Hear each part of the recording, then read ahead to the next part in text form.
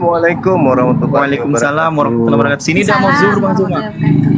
Iya, silakan Dinda. Ya, Tadi ada pengakuan bahwa tidak ada nabi di luar Israel. Coba Anda baca di 1 Korintus 12:28, dan Tuhan telah menetapkan beberapa orang dalam jemaat. Pertama adalah rasul, kedua adalah nabi, kemudian ketiga sebagai pengajar, dan seterusnya. Itu di jemaat mana itu? Di jemaat yang ada di Korintus.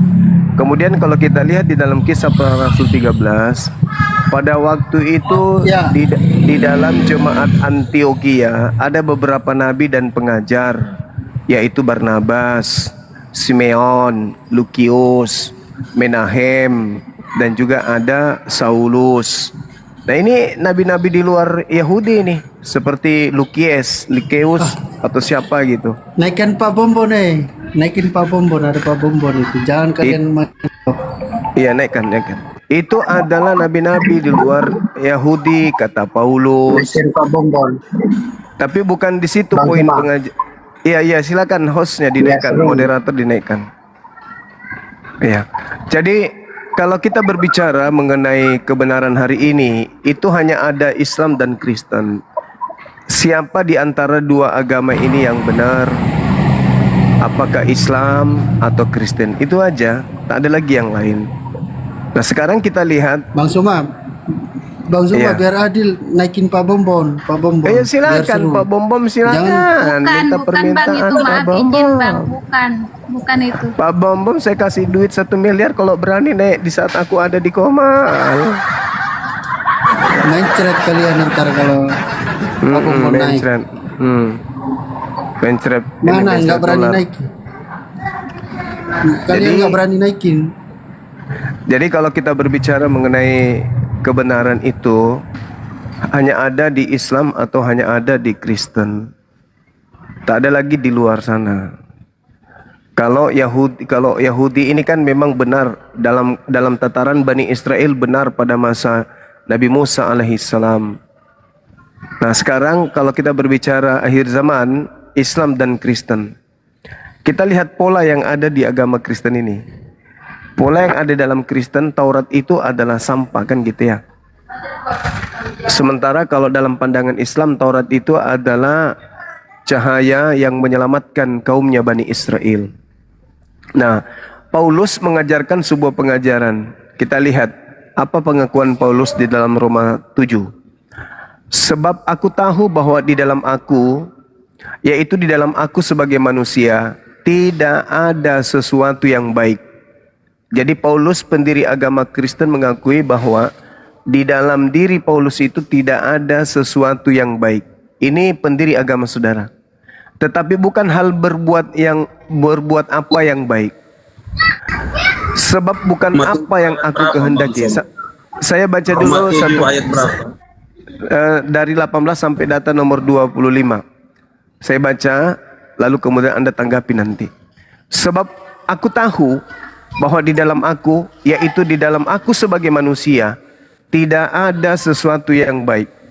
Sebab kehendak memang ada di dalam aku, tetapi bukan hal berbuat apa yang baik. Tuh. Jadi kehendak yang ada dalam diri Paulus itu adalah kehendak yang berkaitan, bukan hal berbuat baik.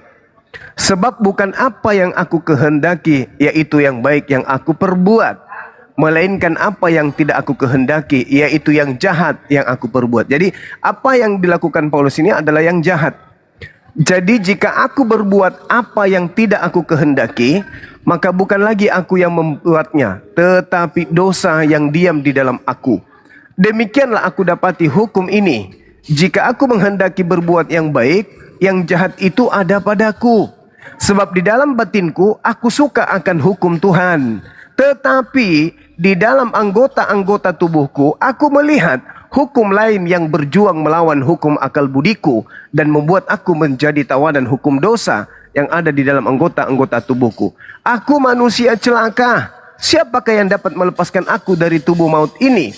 Syukur kepada Tuhan oleh Yesus Kristus Tuhan kita. Jadi dengan akal budiku aku melayani hukum Tuhan. Tetapi dengan tubuh insaniku aku melayani hukum dosa. Sampai sini paham saudara-saudara?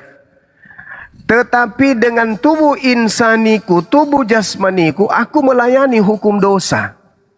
Aku mencintai hukum Tuhan. Apa itu Taurat? Aku cinta hukum Taurat itu, kata Paulus. Tetapi dengan tubuh insaniku aku melayani hukum dosa. Makanya semua hukum Taurat itu dibantah oleh Paulus.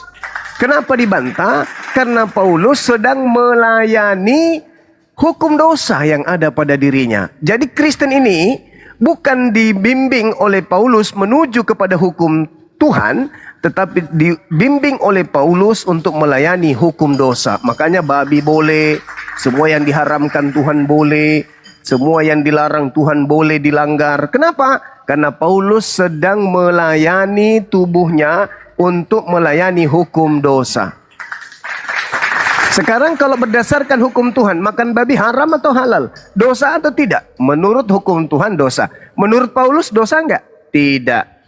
Nah sekarang Kristen mengikuti hukum Paulus atau hukum Tuhan? Hukum Paulus. Nah inilah posisi yang saya katakan tadi, bahwa orang-orang Kristen ini adalah anti-Kristus, anti terhadap Yesus. Kenapa anti terhadap Yesus? Karena mereka lebih melayani ajaran hukum dosa. Makanya mereka bebas melakukan dosa karena mereka didoktrin bahwa mereka sudah ada penebus, yaitu Yesus. Sekarang kalau saudara Kristen kita tanya, mana sisi keilahian Yesus? Mereka akan berkata, lihat bagaimana dia membangkitkan orang mati. Kita tanya, pada saat Yesus membangkitkan orang mati, dia Tuhan atau dia manusia? Pada saat dia membangkitkan Lazarus, posisinya sebagai Tuhan atau sebagai manusia? Sebagai manusia. Kenapa Anda katakan sebagai Tuhan? Karena itu tadi, separuh dari bagian tubuh Paulus membimbing manusia kepada dosa. Yesus kemudian membuat air jadi anggur. Yesus mengatakan menghidupkan orang dan membangkitkan orang mati. Dan kemudian dikatakan dia akan menyelamatkan dan memberikan hidup yang kekal. Ketika Yesus mengatakan itu, aku akan memberikan hidup kekal, itu dia katakan sebagai Tuhan atau sebagai manusia? Sebagai manusia. Tapi kenapa selalu dianggap Tuhan? Karena ada kekuatan gaib yang mempengaruhi untuk melayani hukum dosa. Nah, kalau orang Kristen ini mengatakan bahwa Yesus itu Tuhan, dia juga manusia, dia juga Tuhan. Pada saat mana dia Tuhan? Pada saat dia membangkitkan orang mati, berarti dia sudah antikristus. Kenapa? Yesus datang membangkitkan orang mati sebagai manusia. Yesus datang memberikan hidup kekal sebagai manusia. Yesus datang mengajarkan Bani Israel sebagai jalan menuju kepada Elohim untuk memperoleh hidup yang kekal sebagai manusia. Manusia. Tapi Kristen sebagai antikristus selalu menghadang ajaran Yesus dengan mengatakan, dia Tuhan. Dia Tuhan. Dia Tuhan. Dia Tuhan. Dia Tuhan. Padahal ketika hidup di bumi, Yesus itu apapun yang dia lakukan, apapun yang diucapkan, dia melakukan dan mengucapkan itu sebagai manusia. Siapakah antikristus itu? Mereka yang tidak percaya Yesus datang sebagai manusia. Siapa mereka ini?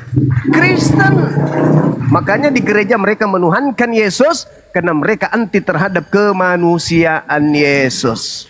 Anti Yesus saudara kita Kristen ini. Mereka anti Yesus dan rangkulan dengan Bapak Paulus, di mana Bapak Paulus melayani dengan tubuh jasmani, yaitu melayani hukum dosa. Maksudnya melayani hukum dosa itu adalah memuaskan jasadnya dengan melanggar semua perintah Tuhan sehingga membangkitkan dosa-dosa. Sekian, silakan. Oke, baik Bang Suma. Ketika Bang Suma sudah terlalu panjang menjelaskan tentang kemanusiaan Yesus itu sendiri, saya sangat berterima kasih dan saya juga mendapatkan ilmu dan mendapatkan poin di sini Bang Suma. Tetapi kebanyakan Bang Suma ini selalu memframing apa yang menjadi ayat-ayat firman kami. Betul, ketika Yesus datang di dunia itu dia menjadi manusia. Tetapi Bang Suma terlalu melihat dalam konteks kemanusiaan Yesus itu sendiri. Bang Suma tidak melihat konteks keilahian Yesus itu sendiri. Kenapa saya melihat seperti itu? Bang Suma selalu memframing dan melihat konteks kemanusiaan Yesus itu sendiri. Nah, sebenarnya Bang Suma tidak jujur. Ketika malaikat Gabriel diutus kepala Bapa, untuk menyampaikan kabar gembira kepada Bunda Maria, itu sebenarnya Bang Suma harus paham bahwa Yesus itu dari mana. Di situ ketidakjujuran Bang Suma, bahwa Yesus itu datang dari surga, bukan datang dari dunia. Satu. Dan yang kedua, Bang Suma terlalu melihat kemanusiaan Yesus itu Yesus Kristus, tetapi Bang Suma tidak melihat keilahian Yesus itu, keilahian Yesus Kristus. Karena Yesus berkata di situ bahwa di dalam Bapa ada aku dan di dalam aku ada Bapa. Dan di situ juga Bang Suma tidak melihat. Dan di Yohanes 30 ayat 10, aku dan Bapa adalah satu. Di situ Bang Suma tidak melihat bahwa di situ Yesus menyatakan otoritas kealihan Yesus, bahwa di dalam Yesus ada Bapa dan di dalam kealihan Yesus, itulah yang Bang Suma tidak lihat. Bang Suma terlalu melihat Yesus itu dalam konteks kemanusiaan, tetapi Bang Suma tidak melihat Yesus dalam konteks otoritas keilahian. Betul apa yang disampaikan Bang Suma tadi, bahwa Yesus membangkitkan Lazarus, itu adalah Bapa atau tidak Allah yang membangkitkan, tetapi Bang Suma harus tahu bahwa di dalam Yesus ada Bapa. Nah di situ Ehad satu, Yesus dan Bapa adalah satu. Tidak ada nabi siapapun yang berkata seperti itu kecuali Yesus, Bang Suma. Tidak ada nabi terakhir pun yang berkata seperti itu, tetapi hanya Yesus yang mengklaim bahwa aku dan Bapa adalah satu. Di situ Bang Suma tidak jujur bahwa otoritas keilahian Yesus ada di dalam pribadi Yesus dan ada dalam pribadi Bapa. Di situ Bang Suma tidak jujur. Kebanyakan Bang Suma mencomot ayat dan memframing bahwa Kristenlah yang anti Kristus. Sebenarnya bahwa kami Kristenlah yang mengikuti Yesus, dan kami tahu bahwa keilahian Yesus adalah keilahian Bapa. Dan di situ bahwa klaim-klaim Yesus menyatakan dirinya kepada bangsa Israel, mereka hanya melihat kemanusiaan Yesus sendiri. Yesus berkata bahwa sebelum ada Abraham ada, aku sudah ada. Di situ Bang Suma tidak jujur. Pernyataan siapakah itu? Tidak ada yang bisa mengklaim, tidak ada yang berkata seperti itu, dan tidak ada nabi yang berkata seperti itu, Bang Suma. Nah, di sini Bang Suma terlalu memframing kemanusiaan Yesus, tetapi Bang Suma tidak melihat otoritas keilahian Yesus itu sendiri. Silakan Bang Suma. Oke, saudara, tolong tunjukkan data kepada saya pada saat mana Yesus itu bukan manusia. Apakah pada saat dia mengatakan Bapa di dalam aku di dalam Bapa, dia berkata sebagai Tuhan atau dia berkata sebagai manusia? Kalau dia masih berkata sebagai manusia, tetapi Anda mengatakan dia adalah ilahi, berarti Anda antikristus. Saya tanya ulang lagi. Pada saat manusia Yesus berkata, Bapa di dalam aku di dalam Bapa, apakah Yesus di situ berkata sebagai manusia atau sebagai Tuhan? Jawab. Ketika Yesus hadir di dunia, dia datang sebagai manusia. Pada saat dia berkata, Ketika Bapa pada di saat dalam dia berkata, Bapa di dalam Bapa, aku di dalam Bapa, Yesus berbicara dalam konteks kuadrat ia sebagai manusia, Bang Suma. lalu di mana ilahinya? Di mana ilahinya, Bang Suma? Ketika dia menyatakan suatu atau dia menyampaikan kepada orang-orang, Yesus tidak gila hormat, Bang Suma. Yesus tidak Enggak, bilang, bukan sayalah kau Allah. yang gila, bukan Yesus yang gila. Saya adalah saudara yang gila. Saya tanya. Saya bertanya, pada saat dia mengatakan Bapa di dalam aku di dalam Bapa, dia berkata sebagai manusia. Saya tanya, terus sisi keilahiannya mana? Sampai Anda melupakan sisi kemanusiaannya. Berarti Anda antikristus. Kan udah kubilang, apapun ucapan Yesus, dia mengucapkannya sebagai manusia. Apapun ucapan Yesus, dia mengucapkan sebagai rasul utusan Tuhan. Terus Anda datang melantiknya menjadi Tuhan. Berarti Anda ini antikristus. Coba sekali lagi saya tanya, tolong tunjukkan sisi keilahian Yesus. Silakan. Oke, Bang Suma, ketika Bang Suma memframing bahwa saya adalah antikristus, di sini saya mengatakan kepada Bang Suma bahwa kami yang mengikuti Yesus, itulah kami pengikut Yesus.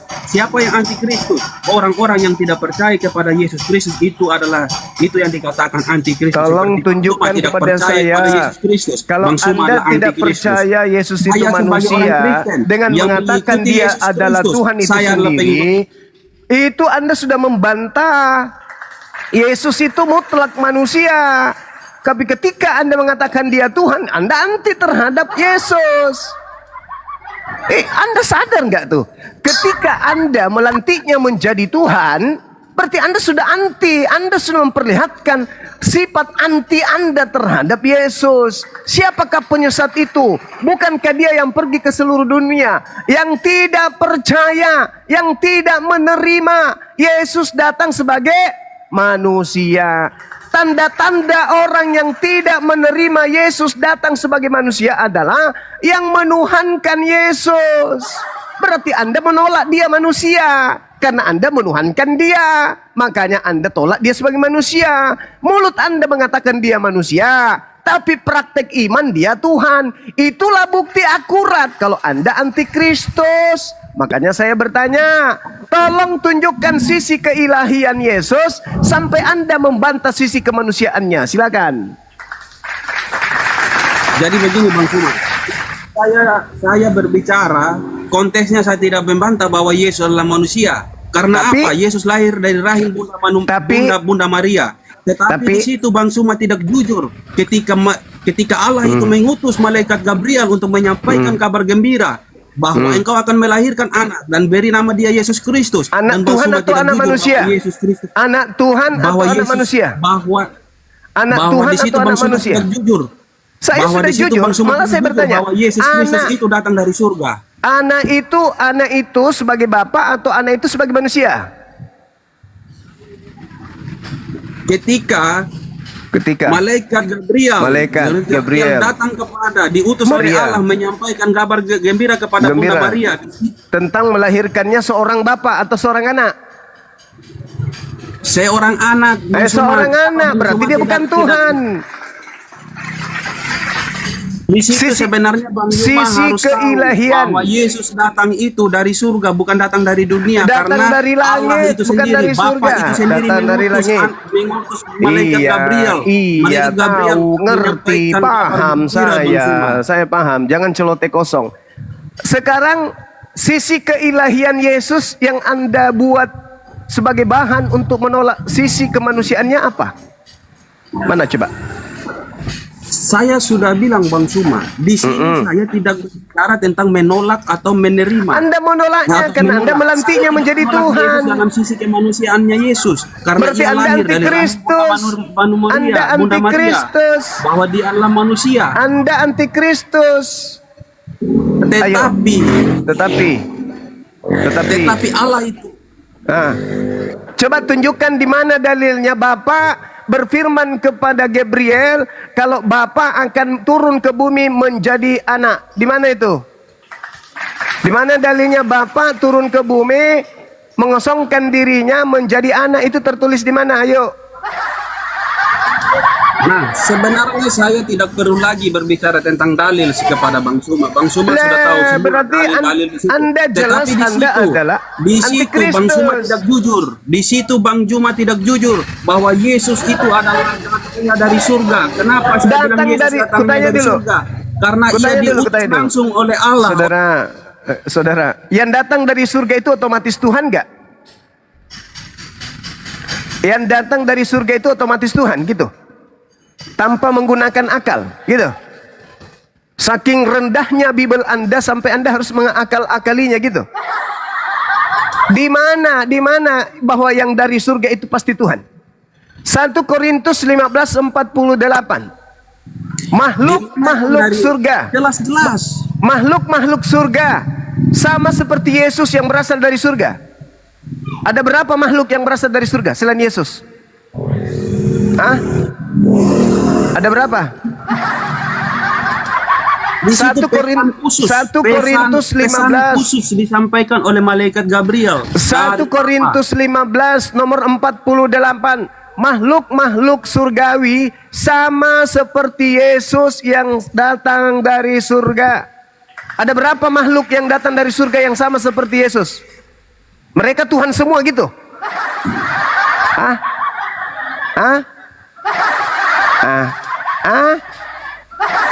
Di situ Bang Suma di tidak situ jujur. di batas kota ini. Bang Di Suma mana? tidak jujur. Ketika Yesus itu datang dari surga, betul-betul ia diutus oleh Bapa kepada Ya malaikat diutus. berperang, menyampaikan Anda mengatakan kabar gembira. diutus. Hei, Tidak ada satu diutus. nabi pun. Tidak ada satu nabi pun. Harusnya Secara- Anda mengatakan tidak ada Tuhan pun. Tidak ada satu Tuhan pun selain Yesus yang diutus. Harusnya Anda begitu kok nabi levelnya. Nabi dong. Makanya Saudaraku. tidak ada yang seperti Yesus. Lah itu tadi 1 Korintus 15:48 Dan itu otak apa? kita masih waras. Kenapa kita tidak menyembah Musa? 1 Korintus Waras, Bang Suma. 15:48 Anda baca. Anda baca. 1 Korintus 15:48 Anda baca. 1 Yohanes 3 nomor 2 Anda baca. Kita akan sama seperti Yesus dalam keadaannya yang sebenar-benarnya. Anda itu antikristus. Anda memaksakan makhluk Tuhan sebagai Tuhan. Padahal makhluk Tuhan ini itu adalah manusia. Siapakah antikristus itu? Ya Kristen. Apa buktinya? Kristen itu antikristus. Di gereja mereka menyembah manusia.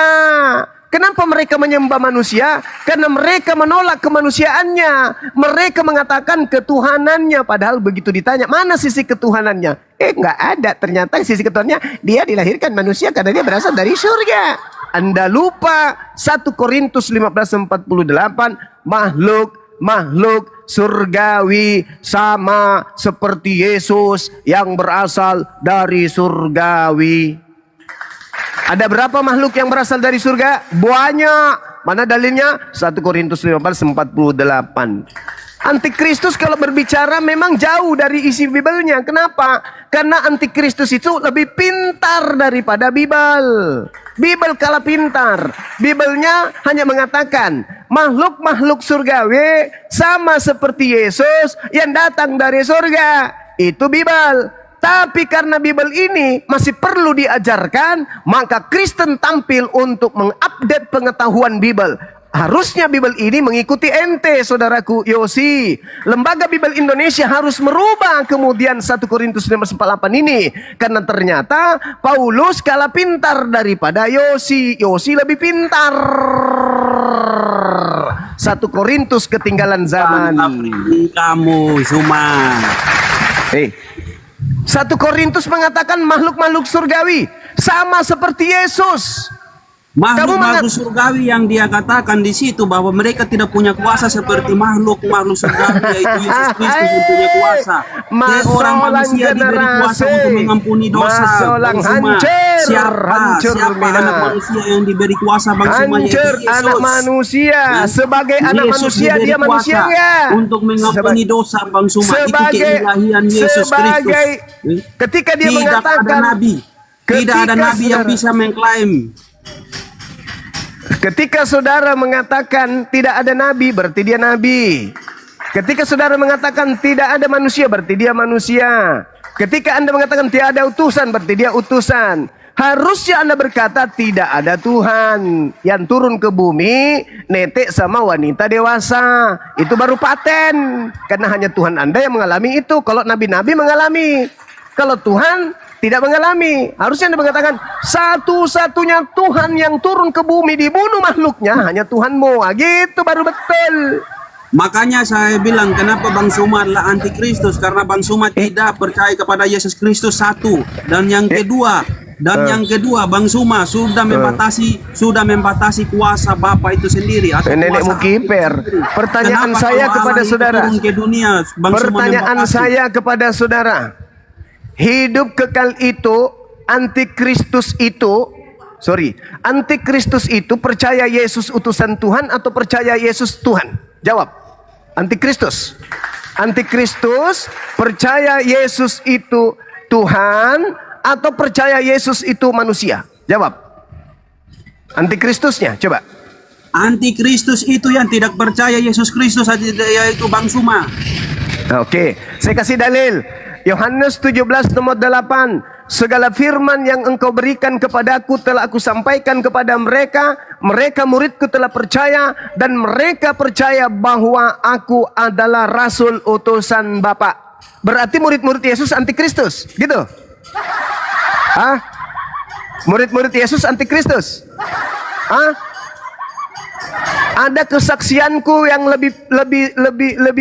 ada kesaksianku yang lebih penting dari kesaksian Yohanes Pembaptis, kata Yesus, bahwa seluruh mujizat yang aku lakukan, mujizat itulah yang bersaksi tentang aku bahwa Bapa yang mengutus aku. Berarti kesaksian Yesus ini kesaksian antikristus gitu. Hah?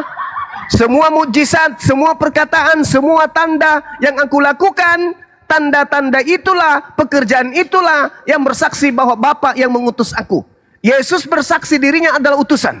Dia adalah manusia yang diutus oleh Tuhan yang bukan manusia.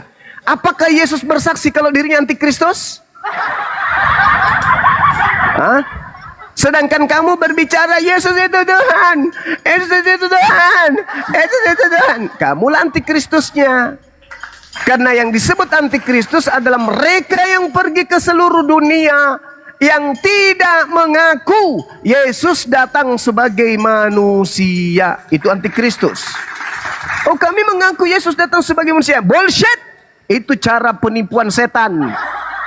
Kau mulutmu mengatakan kami percaya dia ada datang sebagai manusia, tapi ada tetapinya, tetapi dia adalah Tuhan itu sendiri. Itulah bukti kau antikristus. Karena kamu menjilat ludahmu sendiri, kau meludahi mukamu sendiri, kau ngaca, habis itu kau ludahi, kena di wajahmu sendiri. Kau katakan antikristus adalah dia yang tidak menerima Yesus sebagai manusia. Oke. Awas Bang Suma.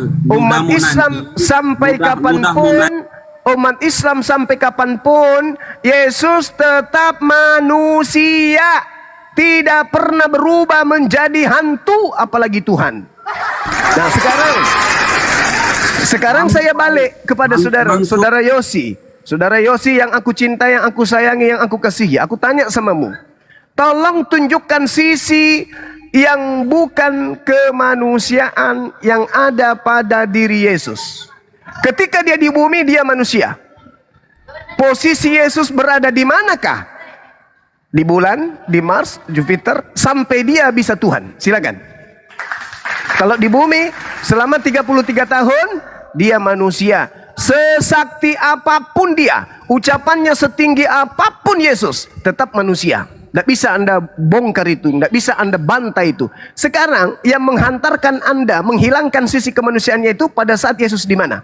Di bumi, di Mars, di Jupiter, di bulan, di matahari, atau di mana dia berada? Sampai Anda mengatakan, oh, Yesus itu adalah Tuhan. Ayo, silakan.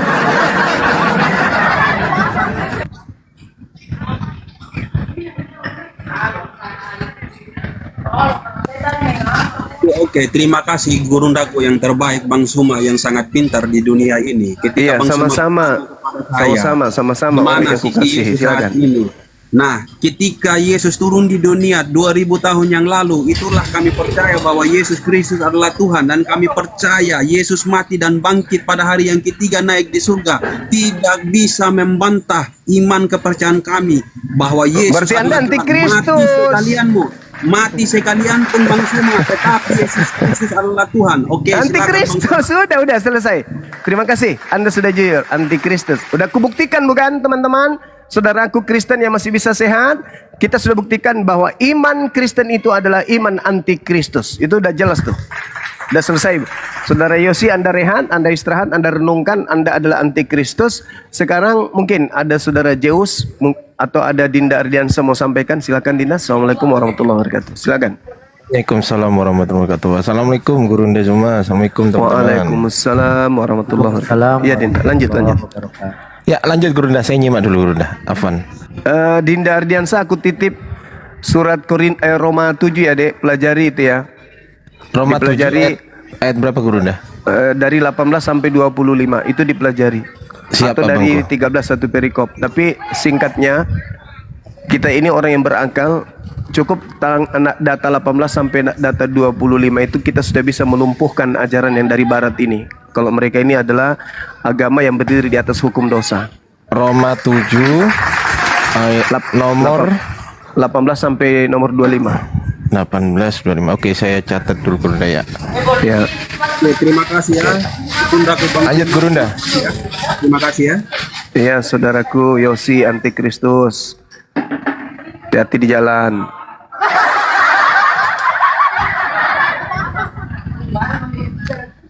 Barang siapa yang mati dalam keadaan menuhankan Yesus, mati dalam keadaan sebagai antikristus. Siap-siap diusir oleh Yesus yang mulia. Enyahlah daripadaku, aku tidak mengenal kalian. Padahal aku sudah bernubuat, aku sudah mengusir setan, bermujizat pakai namamu loh. Enggak, aku tidak mengenal kalian. Kalian pembuat kejahatan. Karena kalian melantikku sebagai Tuhan. Padahal segala sesuatu yang aku lakukan, aku sudah bersaksi. Semua itu bukti bahwa aku utusan Tuhanku.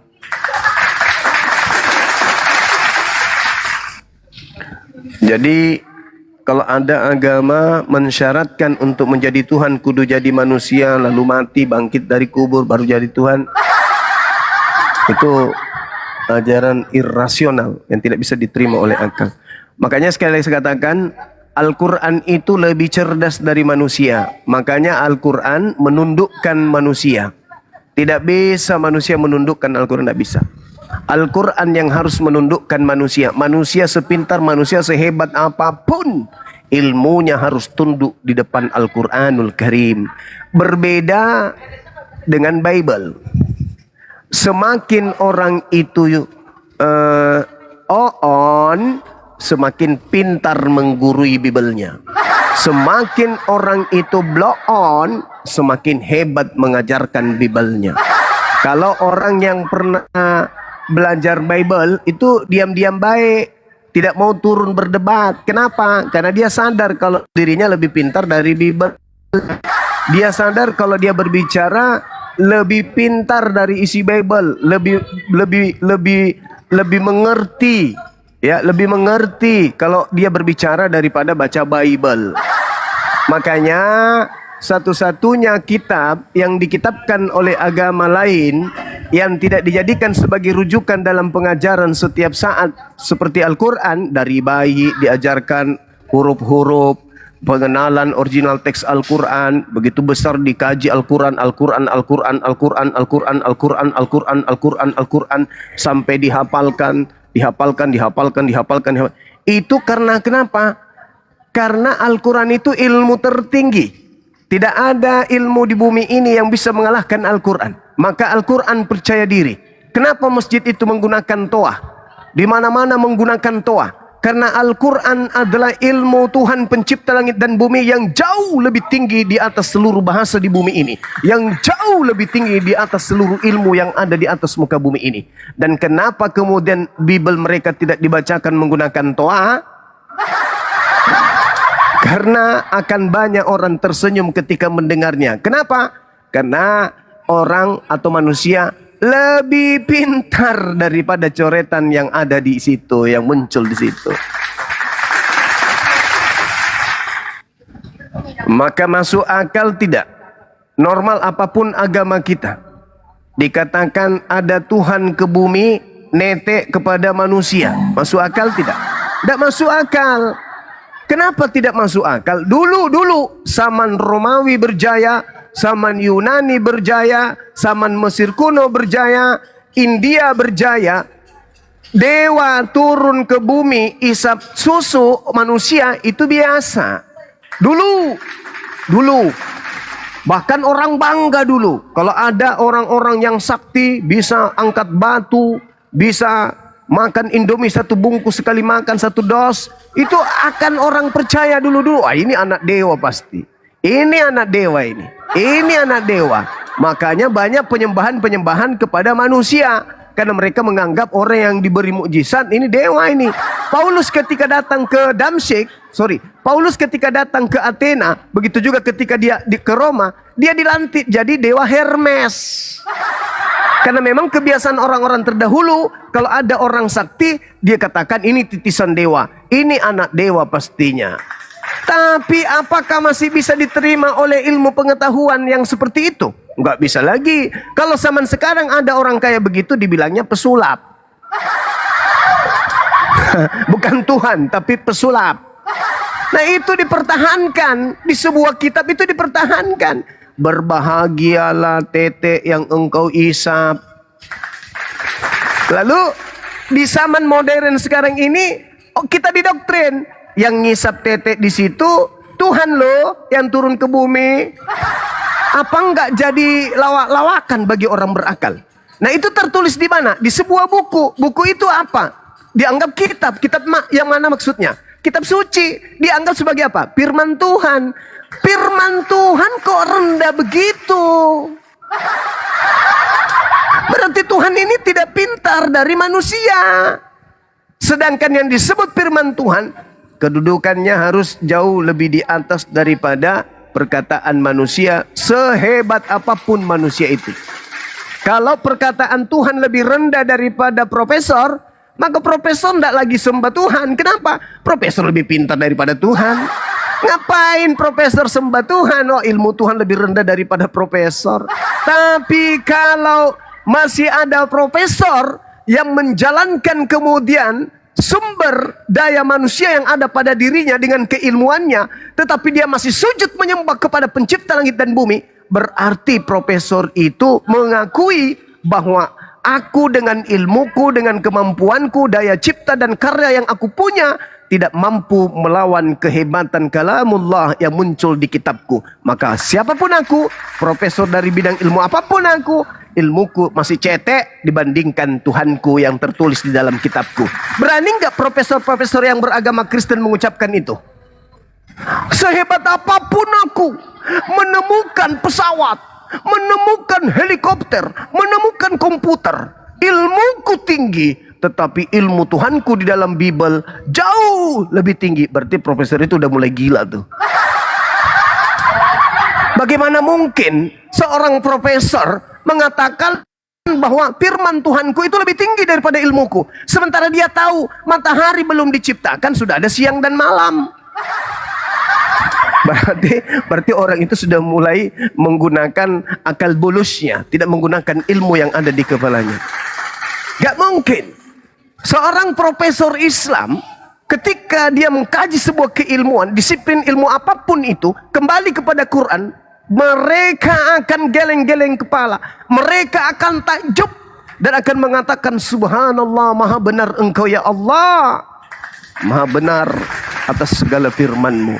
Tapi kalau seorang profesor di Kristen, mohon maaf ini, begitu membaca Bible, geleng-geleng kepala juga nya. Tapi kita tidak tahu apa isi kepalanya setelah dia baca. Ini kok ada tumbuh-tumbuhan, ada siang malam, matahari belum dicipta, ini gimana ceritanya? Tuhan kok begini? Kok pengetahuan Tuhan dengan fakta di lapangan kok kalah, salah, rendah? Apa yang terjadi? Halilintar. Jadi orang yang berakal sehat itu, waliyada baru ulul albab, mereka pasti akan menerima Al-Quran itu sebagai pelajaran karena mereka berakal. Begitu saudara-saudaraku yang dimuliakan oleh Allah. Ya, izin mudah-mudahan, silakan. Mudah-mudahan apa yang saya sampaikan bisa menjadi. Selamat siang. Ini ku bilang tutup dari tadi kan? Saya bilang tutup kan dari tadi.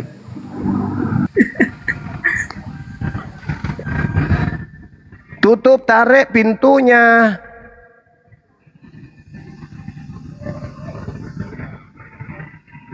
Oke, lanjut. Ya, lanjut Bang Ritik, silakan Bang Ritik. Ya, yang saya tahu Yesus adalah Tuhan. Antikristus muncul lagi. Dari Yesus sisi adalah mana? yang tersulung, dibangkitkan dari orang mati. Anda Kristen juga sulung loh. Kok ada lupa? Yang pertama di dunia ini yang bangkit dari kematian hanya Yesus, tidak ada yang lain. Anda orang Kristen di dalam kitab Anda sendiri juga disebut sebagai yang sulung loh dari segala ciptaan. Disebut dia sulung adalah satu-satunya yang pertama Anda juga dibangkitkan. sulung, saudaraku. Anda juga sulung di dalam Bible Anda. Anda sulung juga. Anda sulung di dalam kitab Yesus apa? Ya. Anda yang Yesus sulung jadi juga. Anda sulung. Coba Anda baca Yakobus 1:18. Atas kehendaknya sendiri ia telah menjadikan Kristen oleh firman kebenaran, supaya Kristen pada tingkat yang tertentu menjadi anak sulung di antara semua ciptaannya. Sulung yang dimaksud itu adalah yang pertama dibangkitkan. Berarti Anda lebih pintar manusia. dari Bible. Kan Anda udah bilang kan. Di Korintus itu ada. Anda lebih pintar dari Bible Anda. Yakobus 1:18 tertulis, atas kehendaknya sendiri dia telah menjadikan Kristen oleh firman kebenaran, supaya Kristen pada tingkat yang tertentu menjadi anak sulung di antara semua ciptaannya. Kristen menjadi anak sulung di antara seluruh ciptaannya. Kau bantah itu berarti terbukti kitabmu bukan firman Tuhan, karena ente lebih pintar dari kitab ente. Sulung dari bangkit dari kematian. Apa pula? Hei, Lazarus lebih dulu bangkit daripada Yesus Tuhan kau itu. Jangan kau pelintir kemana-mana. Ini Nanti buka babak mata belur. rohani Bang Juma. Ku tanya dulu saudara, duluan mana Lazarus atau Yesus yang bangkit dari kubur? Duluan mana? Yang bangkit kematian naik ke surga kan Yesus yang pertama di dunia ini. Aduh, Masalah bagaimana generasi sih? naik ke surga Itu lebih disebut duluan yang Elia, sulung. lebih dulu Elia daripada Yesus, betul? Elia tidak mati. Sama itu lebih hebat lagi berarti. Loh, Lebih hebat mengerti Elia. nggak sulung yang Lebih dimaksud Bang hebat Juma? Elia berarti daripada Tuhan lu. Elia Lanjutkan langsung Bang Kingdom. berangkat. Lanjutkan Bang Kingdom. Antikristus tidak Dari akan kematian.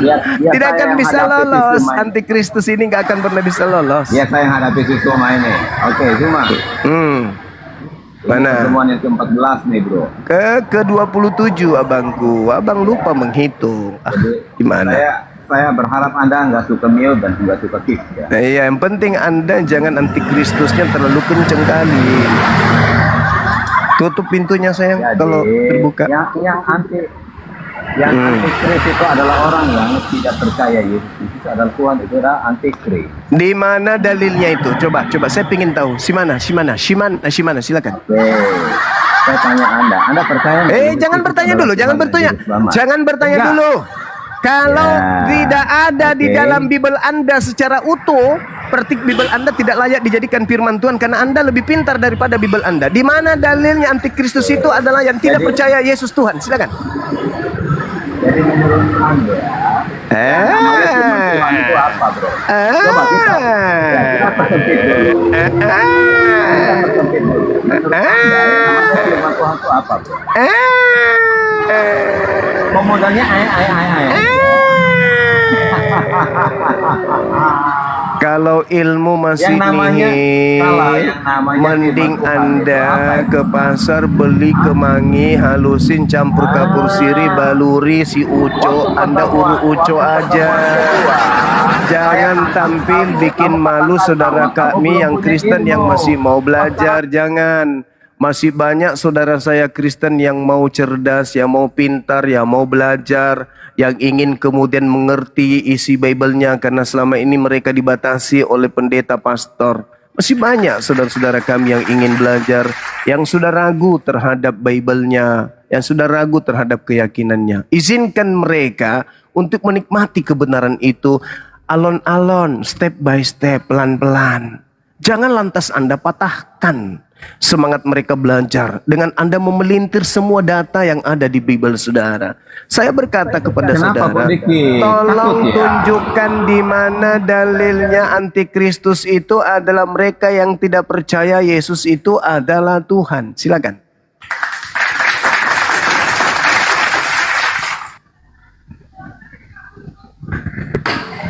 Saya hanya punya satu device, jadi saya nggak bisa bukain.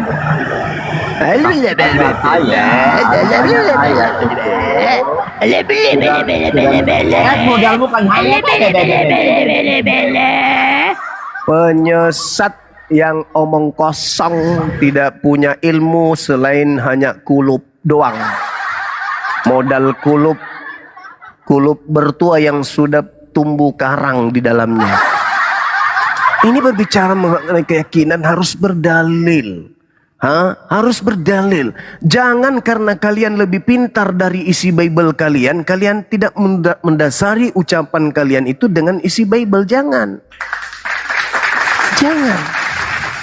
Orang diskusi lintas agama itu ya bawa Bible, bawa Al-Quran. Ini kok bawa kulup yang sudah penuh tiram. Iya. Hanya Mantap. Tuhan Mungkin yang bisa membangkitkan orang dari mati, Bang Juma. mungkin Bang Ritik ini bisa menjawab Gurunda. Silakan Bang Hai, Ritik sama pertanyaannya Gurunda Juma. Ini Silakan juga dijawab. Yesus akan datang kedua kali ke dunia ini untuk datang membangkitkan sebagai orang dari manusia, mati, datang sebagai diadili. manusia atau datang sebagai Tuhan. Yang kedua kalinya Sebagai dia datang. Tuhan. Oke, saya baca dalilnya. Kata Yesus di dalam Matius 24 nomor 27, sama seperti apa itu? Sama seperti kilat menyambar cahayanya dari timur sampai ke barat, demikian pula nanti kedatangan Anak Manusia.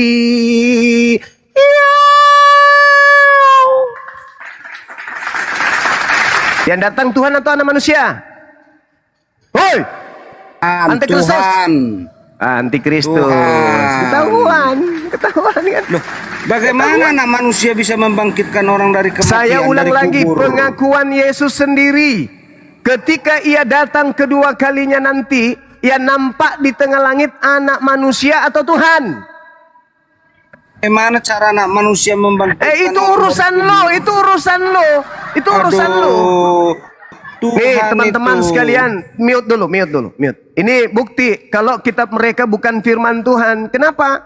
Karena mereka lebih pintar dari kitabnya. Tidak mungkin kalau Tuhan itu bodoh, tidak mungkin. Sementara mereka mengatakan yang nampak di tengah langit adalah Tuhan.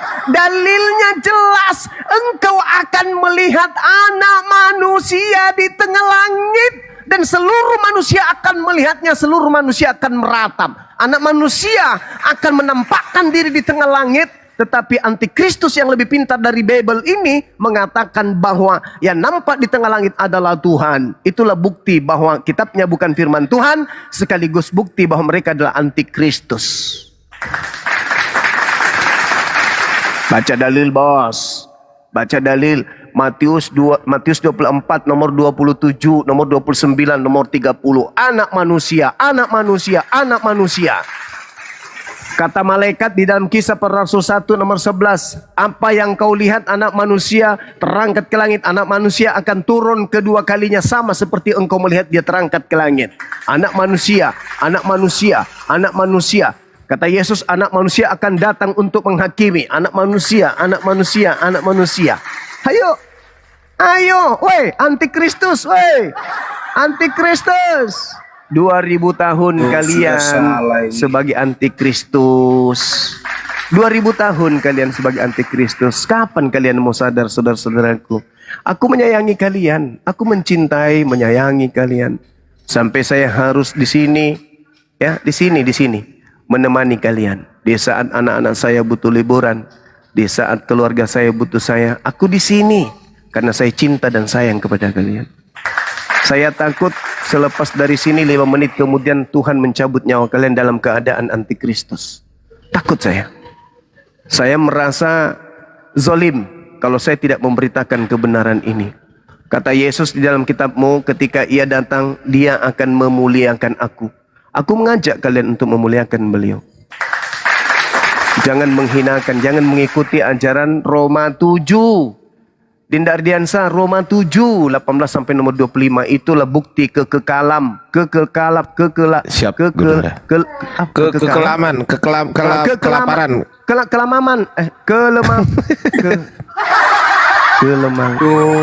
Sudah tersesat saya di sini dibuat aduh. kekelaman,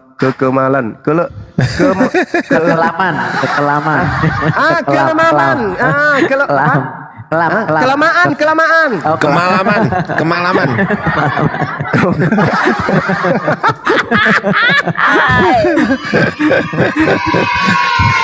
Roma 7 nomor 18 sampai nomor 25, itulah yang kemudian menghantarkan mereka hancur di dalam kekelamaman. Anda lah yang mengerti itu ya teman-temanku. Maksudku mereka selama 2000 tahun hidup di dalam kegelapan berdasarkan pengakuan Paulus itu sendiri. Al-Quran mengatakan apa? Wa makaru wa makarallah wallahu khairul makirin. Mereka ingin menipu Allah. Mereka ingin mencederai utusan Allah. Tapi sesungguhnya mereka hanya menipu diri mereka dan mencederai diri mereka. Makanya Islam itu iyyaka na'budu wa iyyaka nasta'in. Ihdinas siratal mustaqim. Siratal ladzina an'amta 'alaihim ghairil maghdubi 'alaihim waladdallin. Kita minta perlindungan dari Allah supaya Allah tidak memasukkan kita kepada jalan orang-orang yang sesat. Tolong adik-adik saya, para apologet Islam, didalami lagi, didalami Roma 7 itu. 18 sampai tanggal 25. Kok tanggal pula. Kekelaman. Nah, pintar Bang Suma, pintar. Kekelaman. Nah, macam nih. Oke, silakan. Silakan saudaraku. Kalau Anda merasa saya keliru, silakan diluruskan, ditanggapi. Silakan. Ya silakan Bang Ritik Agama. Harusnya dalil dari Bang Zuma. Kalau memang Bang Zuma salah, harusnya bantah pakai dalil juga. Gitu Bang. Itu yang lebih bagus tuh dan yang nyambung Bang. Jangan merasa kau itu Zuma. Kalau cuma modal begitu sih, anak TK juga bisa Bang. Diskusi yang dewasa lah. Silakan dibantah menggunakan dalil Bang. Silakan Bang Ritik. Yang dewasa ya Bang. Yang dewasa ya. Di dalam Wahyu sudah jelas kedatangan Tuhan Yesus itu untuk mengadili, menghakimi, membawa pedang. Immanuel, bantu Immanuel saja dulu yang melanjutkan. Minta tolong terus dia. Enggak, kau dulu aja Ritik Agama. Kau dulu aja. Immanuel masih tak suruh ngepel di bawah. Lanjut aja bro. Aduh, saya belum sanggup ini lawan Bang Zuma nih. Saya minta waktu 1 hari aja dulu. Loh, kalau belum sanggup ngapain naik ke atas? Ya saya membantah bahwa dinyatakan saya sebagai antikristus. Saya Ya, sudah bilang dibantah. anak sulung yang dibangkitkan oleh Tuhan itu adalah Yesus. Tidak ada yang lain. Nah tadi dari yang Bang Zuma tadi ngomong ayat bahwasanya Kristen itu tadi juga termasuk Anda juga termasuk anak sulung. Tadi udah dibuka belum ayatnya tadi? Saya Udah belum belum? dibangkitkan, saya belum mati. Bukan itu. Bagaimana? Bukan itu. Tadi kan Bang Zuma bilang di Yakobus 1:18 tadi Anda juga termasuk anak sulung di situ. Nah, itu udah dibuka belum ayatnya? Yang dimaksud sulung itu bukan pengorbanan. Enggak, bukan yang itu. Dibangkitkan dari antara orang mati yang pertama kali yaitu adalah Duh. Yesus anak sulung. Bukan itu pertanyaannya. Apakah Anda sudah buka ayatnya belum? Itu loh pertanyaannya. Apa biar saya Roma berapa? Yakobus 1:18. Wah, ini Yakobus diskusi 1, kok. Gini Bang, kalau saya diskusi satu device ini. Bang, gini kalau diskusi Bang ya, minimal tuh dicatat di dalam kertas gitu loh Bang. Apa yang disampaikan Bang Zuma dicatat, lalu nanti dicari Bang. Jangan kayak gitulah diskusi itu. Kayak anak TK aja loh diajarin loh. Ini anak SD kesini Gurunda, Immanuel. Sama-sama anak kecil sini.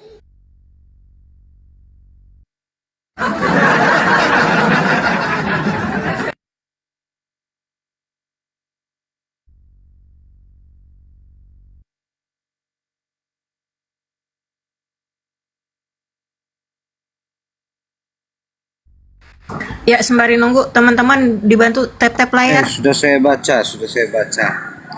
Ya dibaca. Sudah jelas di situ. Dibaca dulu, sekarang dibaca, silakan. Loh, sudah saya baca tadi nggak dengar kah Bang? Gimana Anda bisa baca? Anda ini sejak kapan mainan TikTok gitu loh? Ketika Anda keluar dari aplikasi TikTok lalu membaca Google, suara Anda nggak kedengeran di sini, suara kita kedengeran di sana. Anda ini baru berapa tahun main TikTok? Bisa bantu baca Immanuel Yakobus 1:18. Nggak ada yang bisa bantu di sini. Kalau Yesus itu Tuhan. Kok Yesus itu Tuhan? Yakobus 1:18 Yesus Tuhan katanya. Bentar, kan ribut-ribut aja nih ayatnya nih.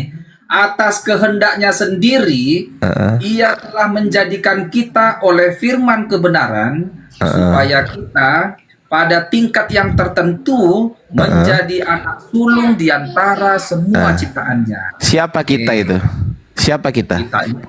Kita ini ya kita manusia, umat Kristen. Berarti umat Kristen juga anak sulung. Anak sulung lah. Sama kayak Yesus kan? Yesus.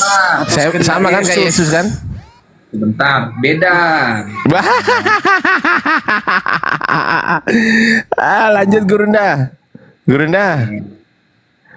Mana ini Gurunda ini? Mereka lebih pintar dari Bible pokoknya. Lanjut Gurunda.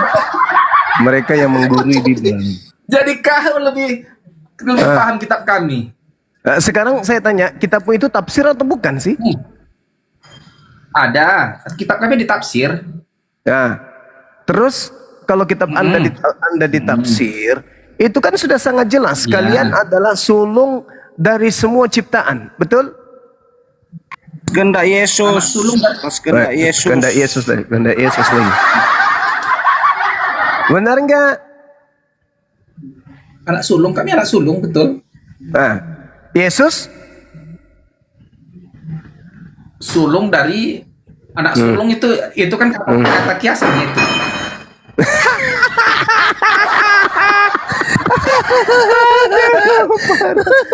Yesus itu sulung. Astaga.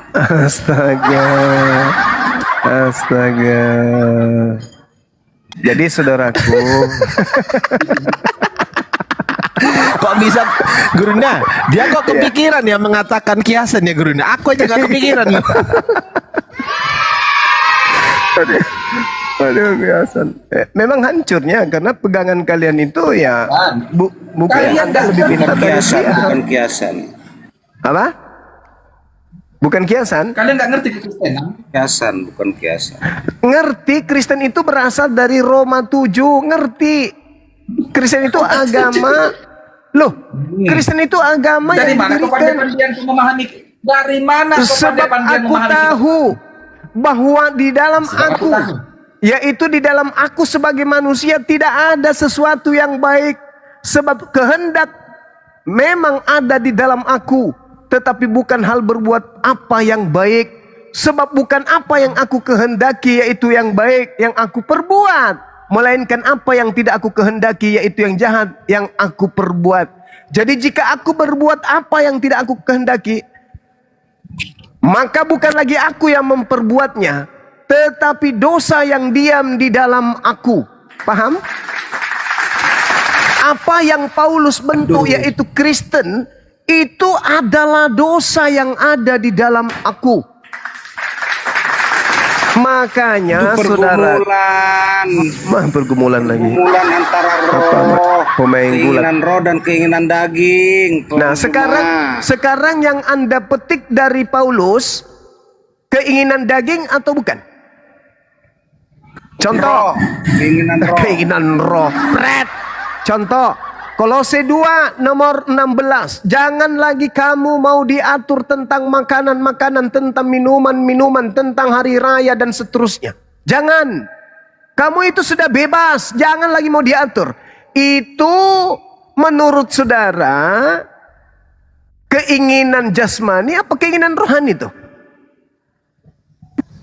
Keinginan rohani karena sudah bebas dari rohani makan babi gitu. Aduh. Saudara, sekarang ketika dilarang jangan kau makan babi, itu yang dilarang jasadnya atau rohaninya? Oh, kita yang kembali ke Tuhan. Daging ini tinggal di bumi jadi robe otak. Makanya Paulus pendiri agama Anda mengatakan itu. Jadi jika aku berbuat apa yang tidak aku kehendaki, maka bukan lagi aku yang memperbuatnya, tetapi dosa yang diam di dalam aku. Demikianlah aku dapati hukum ini. Jika aku menghendaki berbuat apa yang baik, maka yang jahat itu ada padaku. Sebab di dalam batinku aku suka akan hukum Tuhan, yaitu Torah. Tetapi di dalam anggota-anggota tubuhku, aku melihat hukum lain yang berjuang melawan hukum akal budiku, yang membuat aku menjadi tawanan hukum dosa yang ada di dalam anggota-anggota tubuhku. Berdosa enggak ketika orang makan babi menurut hukum Tuhan? Juma, biar ku baca dulu Kolose 1 ayat 15 ya. Kutanya dulu, berdosa enggak? Berdosa enggak ketika Apa? menurut Tuhan orang makan babi? Berdosa enggak? Enggak. Oh enggak, ya sudahlah kalau gitu. Enggak Hukum berdosa Taurat teman-teman. Perjanjian lama berdosa itu sebelum Yesus menggenapi hukum Taurat. Berdosa, berdosa. Paulus mengatakan hukum itu adalah hukum tinja, hukum sampah. Betul? Kalau kau jadikan itu keselamatanmu, hukum tinjanya itu. Ya, sekarang saya tanya, menurut Tuhannya Yahudi, itu keselamatan atau bukan? Oh enggak, itu menurut Yahudi. Iya, ini kita berbicara perspektif Yahudi. Beda dengan Kristen. Saudaraku, ini kita berbicara Paulus, bukan berbicara mengenai Martin, bukan berbicara mengenai Peter, bukan berbicara mengenai kamu. Ini berbicara mengenai Paulus. Paulus itu ente tahu. Paulus itu adalah Bani Israel dari keturunan Benyamin. Paham? Nah, Betul. berarti Paulus ini memiliki dua hukum di dalam dirinya. Hukum Taurat dan hukum yang dibuatnya sendiri, yaitu hukum dosa. Betul? Hukum Taurat. Jadi bilangnya hukum Taurat tidak berlaku lagi. Kenapa dia punya hukum Taurat kau bilang? Saya meminta Anda jujur, Paulus itu adalah Bani Benyamin yang harusnya wajib tunduk berserah diri kepada hukum Taurat. Oh, Betul? enggak, salah. Di situ kok ngarang-ngarang, makanya kok lompat salto-salto dulu kok di kamar pikir apa di Kalau begitu tolong tunjukkan kepada saya perintah di dalam Torahnya orang Yahudi bahwa orang Yahudi itu boleh tidak melakukan hukum Torah. Di mana itu? Oh tidak, orang Yahudi wajib menggunakan hukum Taurat. Paulus ini orang Yahudi atau bukan? Paulus itu keturunan Benyamin. Orang Yahudi atau bukan? Keturunan tetapi tidak beragama Yahudi lagi dia. Bos, kau gulung-gulung dulu kau di apa lagi? Gua sangat makanya kalau kau nggak, jangan kau terangkan ke Kristen. Kalau kau nggak paham, kau bodoh-bodoh. Paulus itu Bani Israel dari keturunan Israel benar, keturunan Benyamin benar, tetapi Paulus tidak lagi mengikuti hukum Pertanyaan Taurat. saya, apakah hukum Taurat ini wajib untuk Paulus? Tidak.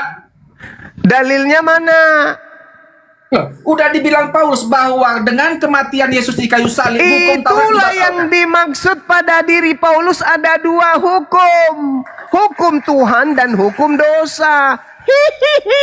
Bodoh kali kau.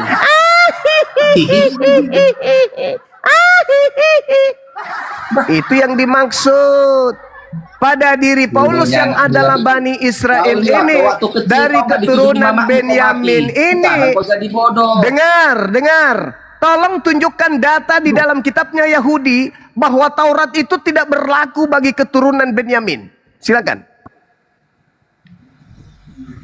Mana ada itu? Setelah Yesus nggak ada. disalibkan sudah berakhir. Aduh. Berarti nggak ada kan? Nggak ada. Nggak ada. Berarti hukum Taurat itu harusnya dengar. Dengarkan saudaraku, dengarkan. Dengarkanlah aku. Bodoh kali anak ini. Saya tanya dulu samamu. Berdasarkan hukum Tuhan, hukum Taurat itu berlaku untuk Yahudi sampai kapan? Berdasarkan hukum Tuhan. Hukum Taurat Mesias berlaku datang, sampai Mesias datang. Sebentar dulu kawan, sebentar. Hukum Taurat berlaku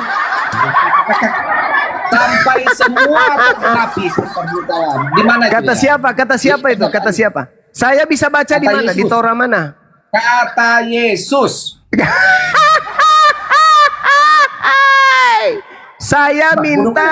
Saya minta di hukum Taurat tertulis di mana bahwa hukum Tuhan itu yang datang kepada nabi-nabi Israel hanya berlaku sampai Yesus, itu tertulis di mana? Bentar, di mana itu pernyataan Yesus tentang hukum Taurat? Tidak ada yang Saya apa? tidak minta saya minta di Taurat, kitabnya Yahudi. Lukas 12 ayat berapa? 9. Dengarkan saya, dengar. Berapa?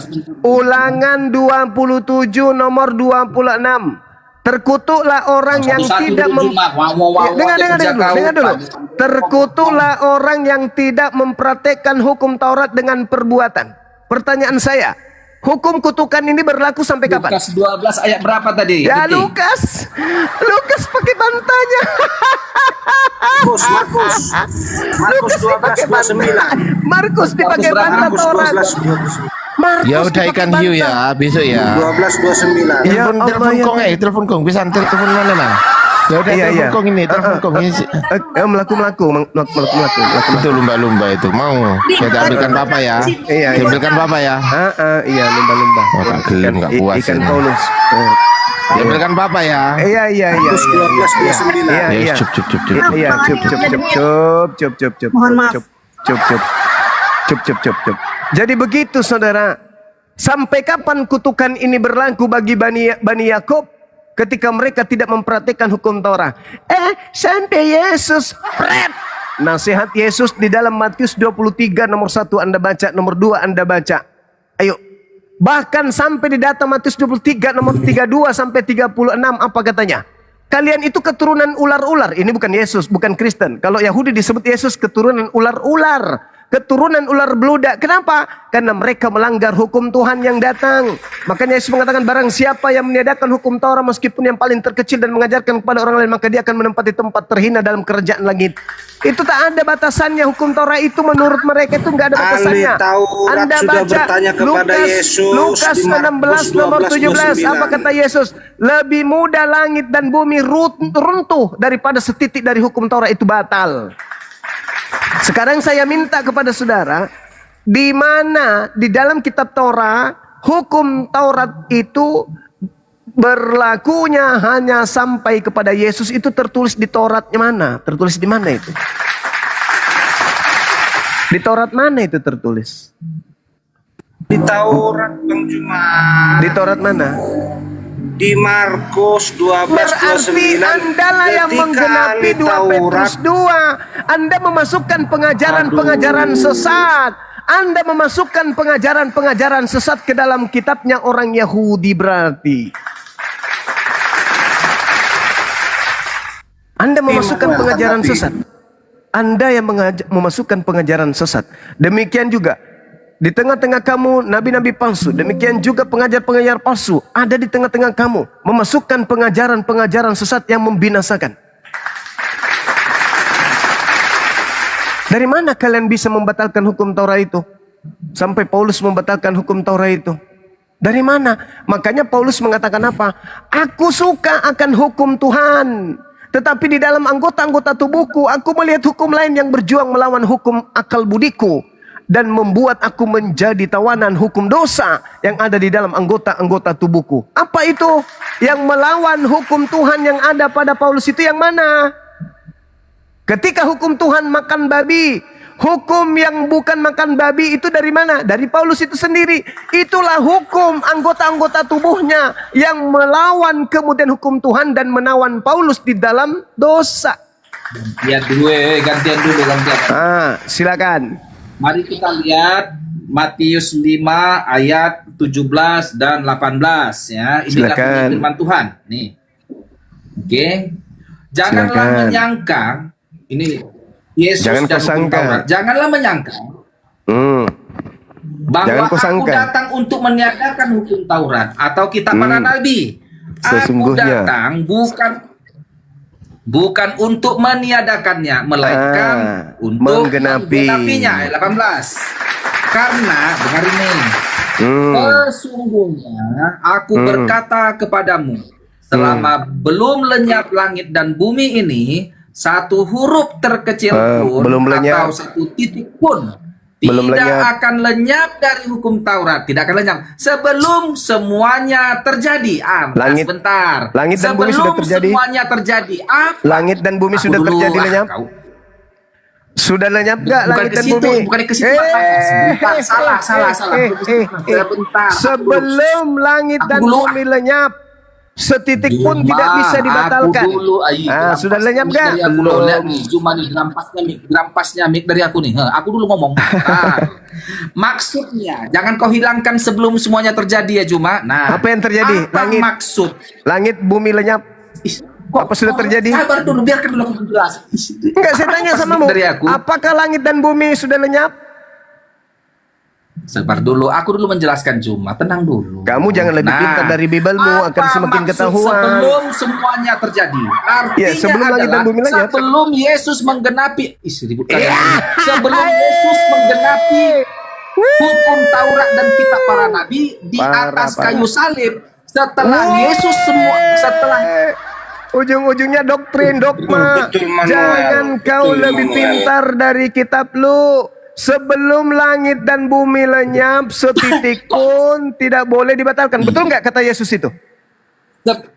kuncinya ini sebelum semuanya terjadi, tetapi kau apologet menghilangkannya agar kau mengarahkan sebelum langit dan bumi. Salah. Sekarang begini, saudaraku Immanuel. Apa dasar pijakan Yesus mengatakan sebelum langit dan bumi lenyap, kalau ternyata ujung-ujungnya genapnya Torah itu di atas salib? Jadi, Kamu yang salah tafsir. Kamu yang menyalah-nyalahkan kitab lu sendiri. Kau yang lebih pintar dari kitab lu. Sabar dulu, kau tuan rumah, koran dari aku takut langit dan bumi lenyap, setitik hukum Torah pun tidak boleh batal. Lukas 16 nomor 17. Langit dan bumi sudah lenyap belum? Sudah lenyap belum langit dan bumi? Penegasan itu penegasan Bang Juma tadi benar bilang Immanuel ini. Iya, harusnya kalau memang berdasarkan kemudian salib, harusnya Yesus jangan mengambil langit dan bumi dong. Harusnya dia mengatakan begini, sebelum jantung pisang itu berubah menjadi buah pisang, maka semuanya tidak akan dilenyapkan sebelum Yesus disalibkan. Itu baru cocok. Ini langit dan bumi belum lenyap, coy. Langit dan bumi yang jadikan acuan, bukan jantung pisang. Ya Allah ya Karim, begitu sulitnya. Ayo, kenapa dia merujuk kepada langit dan bumi? Aku dulu kok aduh. Kenapa dia menerangkan langit dan bumi kalau ternyata ujung-ujungnya salib? Kok kenapa? Lehermu? Enggak, saya tanya supaya kebodohanmu itu, keraknya itu bisa luluh. Kenapa Yesus menjadikan contoh ibarat langit dan bumi kalau ternyata ujung-ujungnya di penyaliban? Coba kamu sinkronkan antara pernyataan Yesus mengambil umpama bumi dan langit. Silakan. Biar kita baca pelan-pelan kawan. Kita baca pelan-pelan ya. Mau pelan-pelan karena sesungguhnya aku berkata kepadamu, selama belum lenyap langit dan bumi ini, apakah sudah lenyap? Satu huruf terkecil. Apakah sudah lenyap? Aduh. Sebentar. Karena ujung-ujungnya kau ingin jual salib kan? Iya kan? Padahal sebelum langit dan bumi lenyap, bukan dikatakan sebelum terjadi penyaliban. Tapi dikatakan sebelum langit dan bumi lenyap. Aurat lehermu segini, 3 aurat lehermu segini. Oh tidak, kalau kebenaran itu memang harus tegas. Di situ sebelum langit dan bumi lenyap, betul? Betul kan? Betul. Apa penyaliban yang kau jadikan dasar? Sabar. Jadi gini Jumaya, buat teman-teman di bawah. Kau lebih pintar dari Bible soalnya. Sebelum semuanya terjadi, artinya sebelum digenapi Yesus penyaliban itu artinya. Kenapa lari ke sana? Aduh ya ampun. Kenapa kau serobot mic dari aku? Sabar dulu. Sebelum segala sesuatunya terjadi, berarti sudah tidak ada lagi kejadian. Ini masih banyak kejadian. Aduh, kok gini bodohnya udah. ini? Turunkan. Saya nggak butuh orang bodoh yang sombong. Turun, Anda belajar lagi. Anda belajar. Sebelum segala sesuatunya terjadi, belum terjadi kemudian Aceh gempa, belum terjadi Poso, Palu kemudian bencana, belum terjadi, kok kiamat terhapus duluan. Sebelum segala sesuatunya terjadi, Torah setitik pun tidak boleh dihilangkan. Kok larinya ke salib, Cahayu? Itulah ajaran hukum dosa yang Paulus ajarkan, yang dua ajaran Tuhan bertentangan di dalam dirinya. Yang pertama ajaran Torah, yang kedua ajaran setan. Nah, ajaran setan ini lebih besar yang ada pada diri Paulus daripada ajaran Torah. Ada dua ajaran hukum di dalam diri Paulus, dan itu Paulus akui sendiri. Makanya dalam 2 Korintus 12 nomor 7, ada utusan iblis di dalam tubuhku yang menggocok aku. Utusan iblis inilah yang menghantarkan Paulus menghujat Yesus, memfitnah Yesus, menghujat Elohim, memfitnah Elohim, menghujat Adam, memfitnah Adam, menghujat Torah, memfitnah Torah. Dan inilah yang digenggam, dirangkul oleh Kristen hari ini. Itu fakta, itu real.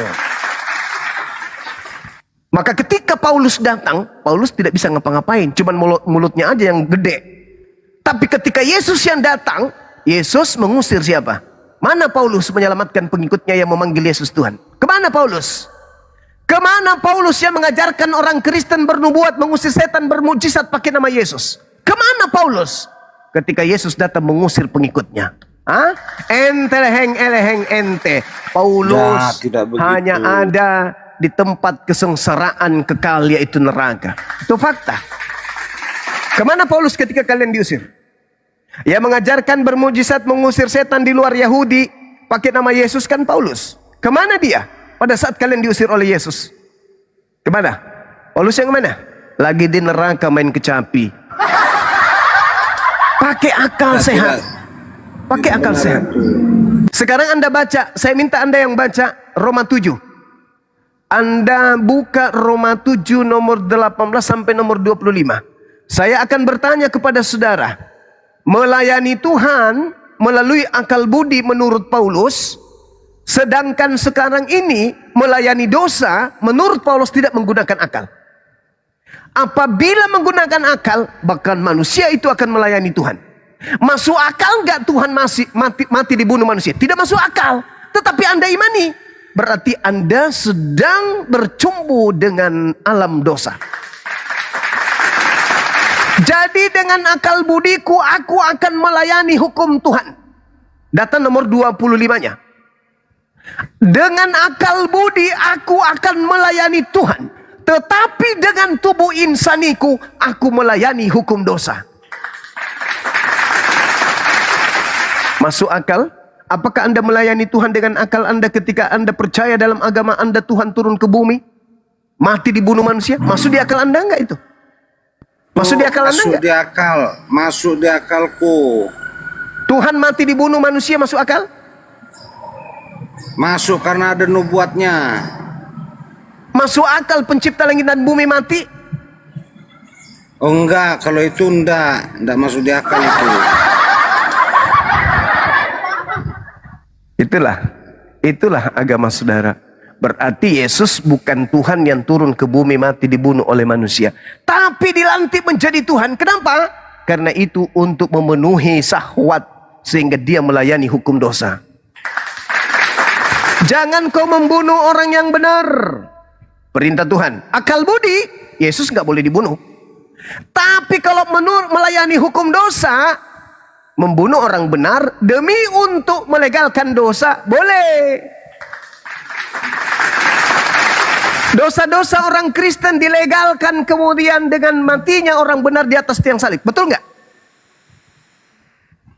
Ahli Taurat mana yang sudah masuk sorga?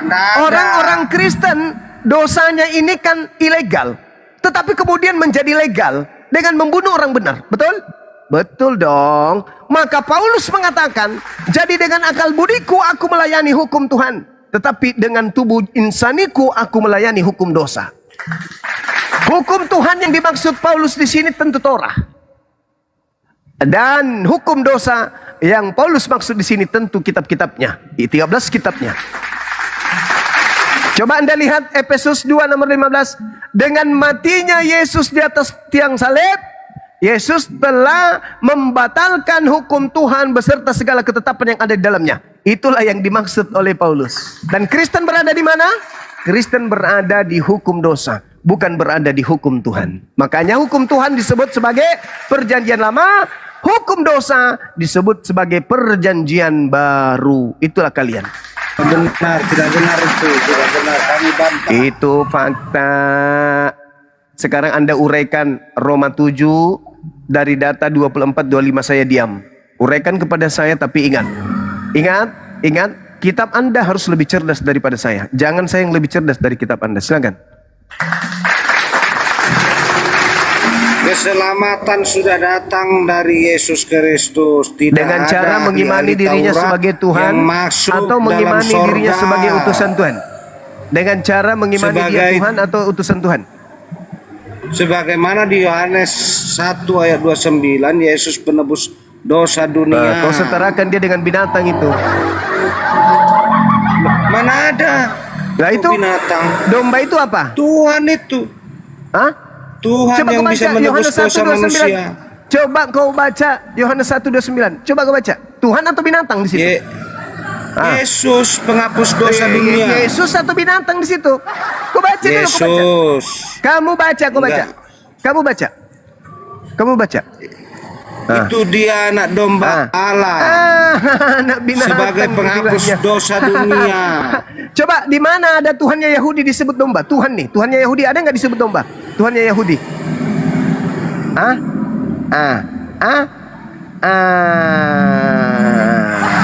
Inilah Nah, itu kalian kan pengikut-pengikut gambaran itu, Bang Paulus. Juma. Pengikut Paulus itu memang hidup melayani dosa. Pengikut Paulus itu memang melayani dosa. Dosa aja terus. Makan babi dosa kalian. Tidak benar, anggap kami benar. bantah itu, kami bantah. Kalian itu, mengkuduskan hari Minggu, meninggalkan Sabat. Kalian katakan hidup benar itu. Padahal itu kalian bercumbu dengan dosa.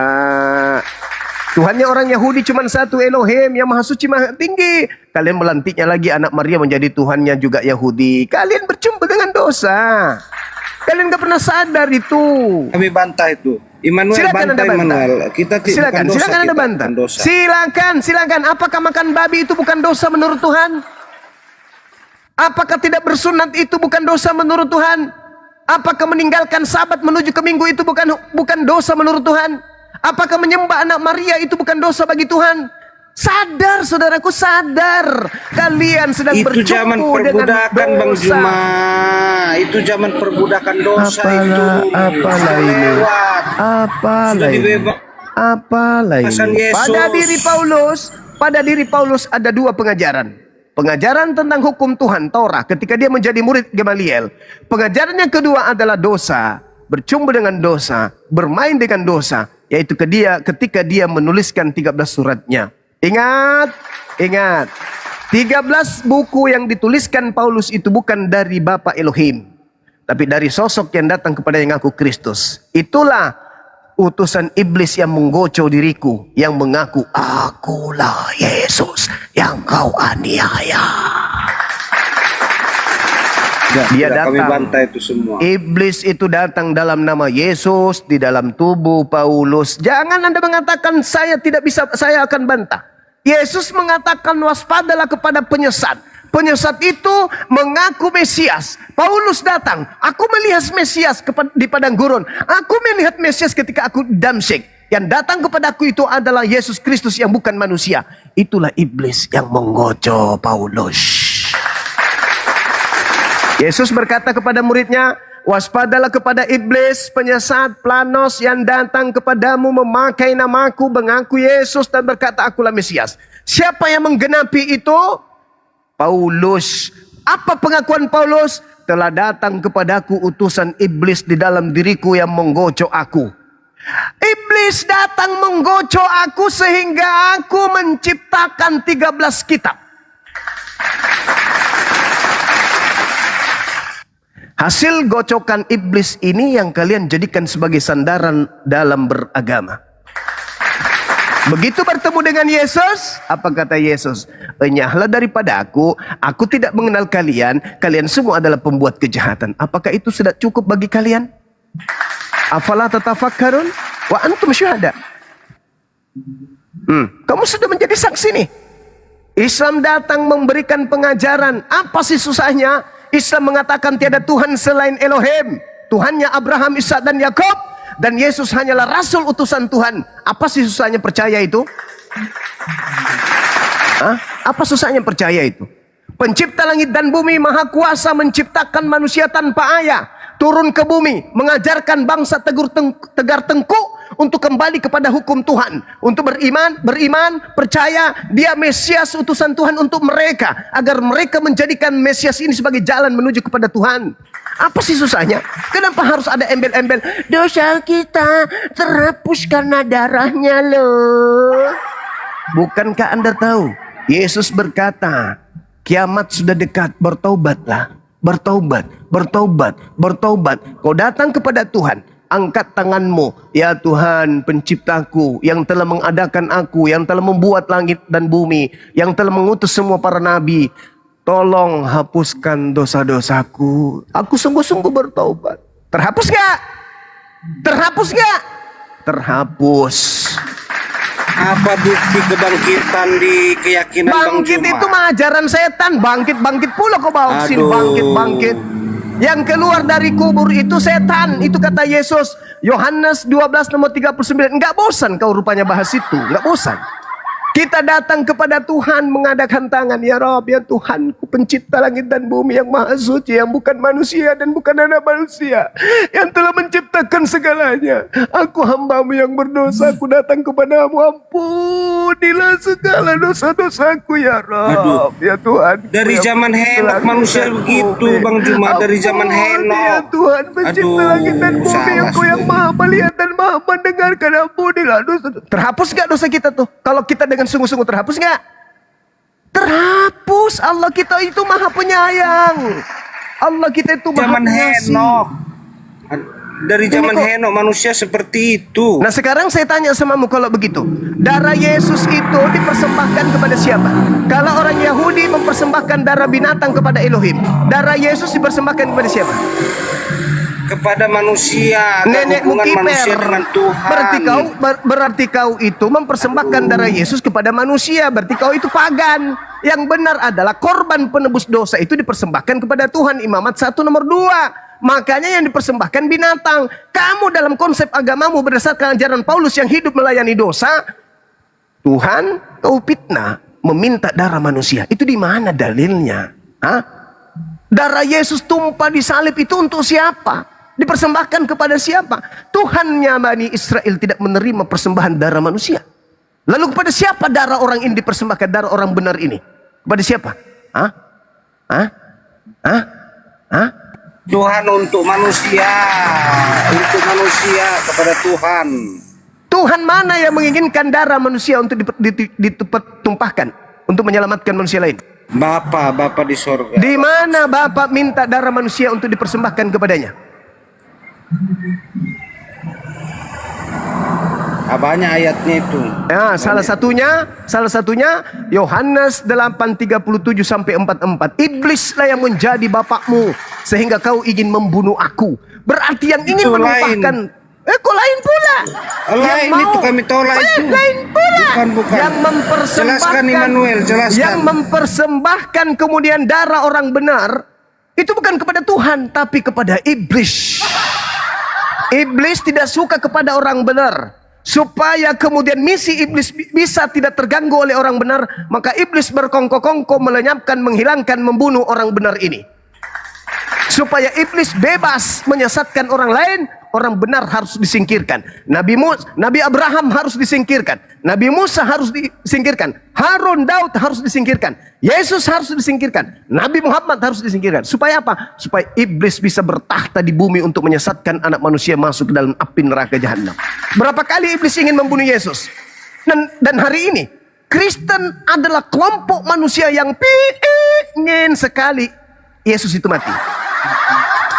Ayo, kenapa iblis dan Kristen sama-sama memperjuangkan Yesus harus mati? Yesus harus mati. Yesus harus mati. Iblis menginginkan Yesus mati supaya manusia bisa disesatkan. Kristen mau Yesus mati agar dia memenuhi takaran iblis. Apa itu? Iblis selalu ingin membunuh Yesus. Iblis ingin selalu melenyapkan Yesus. Orang Kristen selalu berjuang Yesus itu dilenyapkan, Yesus itu dibunuh, Yesus itu ditangkap, Yesus itu disalib, Yesus itu dilenyapkan. Itulah keinginan iblis.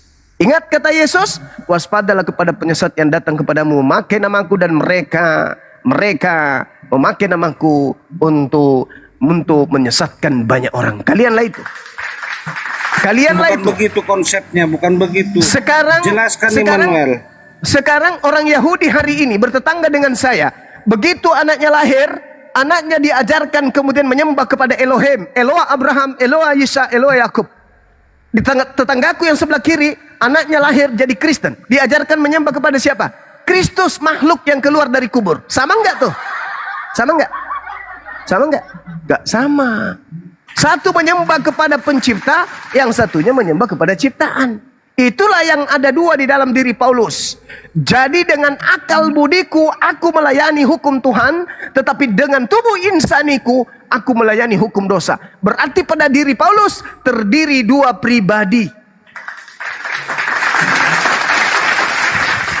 Akal budinya dengan jasadnya. Akal budi Paulus tidak nampak. Akal budi Paulus tidak terlihat. Akal budi Paulus tidak tertoreh dalam sebuah tulisan buku. Tetapi yang diperhatikan insannya Paulus itu tertulis di 13 buku. Sekarang Kristen berkiblat di mana? Berkiblat kepada akal budinya Paulus atau berkiblat kepada jasmaninya Paulus? Kalau akal budi, pernah dia ditegur, wahai Paulus, mengapa engkau mengajarkan orang-orang di luar Israel untuk makan makanan yang diharamkan oleh Elohim? Mengapa kau melarang mereka untuk bersunat? Maka mulai sekarang kami ada 4 orang yang ingin mentahirkan diri. Ambil orang bernasar itu, kau bayarkan semua nasarnya, lalu kau tahirkan diri lo. Paulus kemudian bertaubat dari melayani hukum dosa. Hukum Tuhan, Taurat. Hukum dosa, 13 bukunya. Coba Anda lihat Galatia 1, Galatia 5. Kristus telah memerdekakan kita. Kristus palsu itu banyak, Paulus. Kalau kita satu zaman, Paulus, aku akan ajak kau duduk bersama-sama. Paulus, kau duduk di sini. Kau tahu nggak Yesus pernah berpesan di buku Matius? Emang kamu pernah baca buku Matius, Paulus? Enggak pernah, Bang. Nah, sekarang aku yang pernah baca. Di dalam buku Matius, Yesus ini pernah berkata, agar mewaspadai Kristus palsu yang datang bermukjizat, menggunakan kekuatan dahsyat, lalu kemudian tanda-tanda yang dahsyat untuk menyesatkan banyak orang. Kamu sadar nggak yang datang kepadamu itu Kristus? Sadar, Bang. Justru Kristus yang datang kepadaku inilah yang mengajarkan kami, memerdekakan kami, membebaskan kami dari penghambaan kepada Tuhan. Saya akan nasihati Paulus. Paulus sini kau dek, kau duduk di sini Paulus. Nih. Kau bersihkan kau punya tangan, kau cuci tanganmu dari semua dosa yang telah kau lakukan. Sama yang dilakukan oleh imam-imam kepala tua-tua pada masa itu ketika Paulus masuk ke Yerusalem. Aku mendengarkan, orang-orang mendengarkan banyak di sini, bahwa kamu telah melarang orang-orang untuk bersunat. Kamu menghalalkan semua makanan-makanan yang diserahkan kepada sesajen. Kenapa bisa begitu, wahai Paulus? Apa yang harus kamu lakukan sekarang? Bingung Paulus, dia menjawab apa-apa. Sekarang kami ada 4 orang untuk bernasar. Kau pergi ke sana, bayarkan mereka nasarnya, lalu kemudian kau bertobat. Paulus ikut nggak? Ikut. Kenapa ikut? Karena pada dirinya Paulus itu sejatinya masih ada hukum Tuhan. Tetapi yang berkuasa dalam dirinya, yang menggocok dirinya adalah iblis dalam nama Yesus. Ayolah saudaraku. Ayolah saudaraku, jangan kamu gengsi terhadap kebenaran. Ini nyata ini. Ini nyata. Kalau toh kalian tidak mau masuk Islam, silakan. Bisa kok keluar dari agama Anda dulu. Tenangkan diri Anda di situ dulu. Jadi agnostik dulu di situ. Tenangkan diri Anda, renungkan, keluar dari doktrin dan dogma. Habis itu ambil Bible kembali. Setelah doktrin lepas, dogma lepas, ambil Bible, baca pelan-pelan. Baca pelan-pelan. Dengan akal, dengan hati. Dengan akal, dengan hati. Karena Anda lebih pintar dari Bible. Maka Anda harus mendudukkan akal Anda daripada Bible. Jangan Anda menundukkan diri Anda di dalam Bible itu. Baca dengan hati. Baca. Setelah itu, Anda tentukan sikap. Anda mau kembali, atau Anda justru keluar. La ilaha illallah Muhammad Rasulullah. Silakan saudara renungkan. Pikirkan. Silakan. Tanamkan diri Anda untuk mengkaji Roma 7 itu. Ingat nomor 3-nya itu parah kali loh, nomor Galatia 7 itu. Parah itu Bang. Kalau Anda melihat. Kenapa saya tertarik selalu membahas surah-surah Paulus? Karena Paulus mengakui dirinya kan. Iya kan? Oke. Dinda Ardiansa monitor silakan. Kami ini beragama mencari keselamatan. Kalau Sebagaimana mau di selamat- agama apabila tidak ada keselamatan, kami tidak pilih. Orang selamat menurut Yesus ngapain? Orang selamat itu menurut Yesus. Gimana caranya saya bisa selamat wahai Yesus? Caranya gimana? Dia punya Tuhan. Tuhan yang mana? Ya sebagai jalan kebenaran. Iya, Tuhan yang mana yang diajarkan Yesus sebagai jalan kebenaran ini? Yesus kami akui jalan kebenaran. Ya, itu iman kami. Menuju kepada siapa? Kepada Yesus atau kepada jangan Tuhannya Yesus? Putra dan Roh Kudus. Yesus jalan Boleh keselamatanmu. Boleh ngaco. Jalan Jalan dulu kau Juma, apakah Yesus jalan keselamatanmu? Yesus Tahu dulu, itu apakah Yesus jalan keselamatanmu Juma? Yesus itu jalan keselamatan bagi Bani Israel. Nggak, kau dicari lagi. Kutanya kau Juma, apakah kau mengimani Yesus adalah jalan keselamatanmu? Yesus mengajarkan kepada Bani Israel dia adalah Iya, rasul kau tidak. utusan Tuhan. Loh. Bani Israel, saya bukan Bani Israel. Kau bilang Saya- tadi kami saya- mengimani. Aku percaya Yesus jalan saya keselamatan. Kutanya lagi kau Saya balik. percaya. Jangan bohong lah Juma. Saya percaya Yesus jalan keselamatan. Yesus ini Oke. adalah juru selamat. Saya percaya Oke. Yesus adalah nabi rasul. Tetapi ada Tanya dulu tetapinya. kau Juma, apakah Bagi Yesus adalah juru selamatmu Juma? Israel. Iman saya. Ini iman saya. Ini iman saya. Saya percaya Yesus. Saya percaya Yesus adalah kebenaran hidup bagi Bani Israel. Itu iman saya. Iman saya kan yang Anda tanya. Begitu kawanku. Mau mengira Yesus juru selamat kan? Apakah Muhammad juru selamat? Oh jelas. Satu-satunya. Satu-satunya. Mana dalil? Gimana? Dalil Al-Quran surah Al-Ma'idah. Al-Quran surah Al-Ma'idah menjelaskan kepada kami bahwa jangankan kami umat Islam, ahli kitab Bani Israel yang diutus kepada mereka, utusan beberapa kepada mereka pun diajak untuk beriman kepada Nabi Muhammad sallallahu alaihi wasallam. Baca dalilnya biar kita simak sama-sama. Ahlal kitab. Ya ahlal kitab. Qad ja'akum rasuluna yubayyinu lakum katsiran mimma kuntum tukhfuna minal kitab wa ya'funa an katsir. Qad ja'akum minallahi nurun wa kitabun mubin. Wahai ahli kitab, sungguh Rasulku Nabi Muhammad telah datang kepadamu untuk menjelaskan banyak hal dari isi kitab yang suci yang kamu sembunyikan dan membiarkan tidak menjelaskan banyak hal pula. Sungguh telah datang kepadamu cahaya dari Allah dan kitab suci yang jelas. Yahdi bihillah manittaba ridwanahu subulas salam. Dengan kitabnya yaitu Al-Quran, Allah menunjukkan kepada orang yang mengikuti ridhonya kepada jalan keselamatan. Jelas? Jalan keselamatan. Oke? Matamu suwe. Jadi ahli kitab diseru untuk merujuk kepada Al-Quran, untuk merujuk kepada Islam. Maka ketika Nabi Muhammad itu diutus oleh Allah, apa kata beliau? Ya ayuhan nas, wahai seluruh umat manusia, inni rasulullahi ilaikum. Aku ini adalah utusan Tuhanmu kepada kalian semua. Sekarang ku tanya kau, bukti nyata, di mana Muhammad sekarang berada? Kalau memang dia jalan keselamatan, Nabi di alam kubur.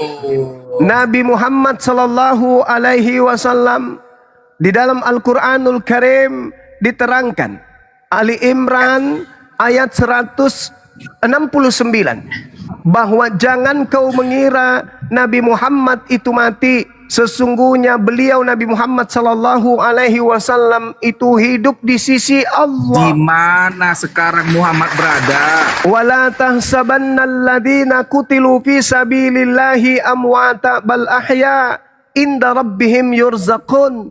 Jangan sekali-kali kamu mengira bahwa orang-orang yang gugur di jalan Allah itu mati. Sebenarnya mereka itu hidup dan dianugerahi rezeki di sisi Allah. Jelas itu. Di mana? Wow, panjang kali lebar. Di mana sekarang dia berada? Di sisi Allah. Di Al-Quran, dianugerahi rezeki Al-Quran itu bagaimana, surah Ali Bang Zuma? Imran ayat 169. Kutanya dulu saudara Immanuel. Sabar, Orang sabar. sudah mati dianugerahi rezeki bagaimana? Sabar dulu saudaraku Immanuel. Coba kita lembutkan hati kita untuk belajar Al-Quran Bible. Apakah di dalam Bible, sabar. Apakah di dalam Bible saudara Nabi Musa dikuburkan di tanah? Dia di tanah, dia ditinggalkan, Bukan dia oleh sampai ke Tuhan. tanah perjanjian. Dikubur di bumi atau enggak? Dia berada di Kuburkan bumi. di bumi. Di bumi. Apakah di dalam kitabmu Yesus pernah bertemu Nabi Musa?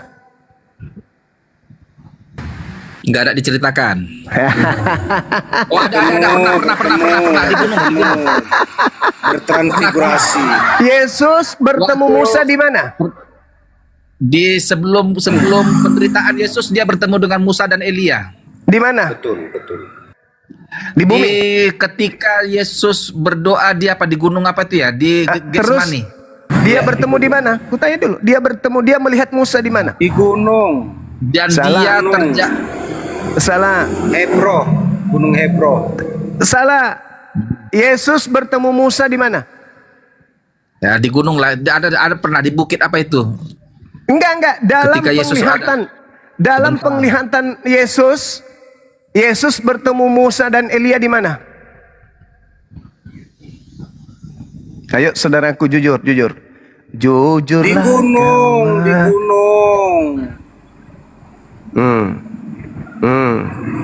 Dia memang naik ke gunung bersama Petrus, Yakobus dan Yohanes. Di Gunung Tabor, di Galilea.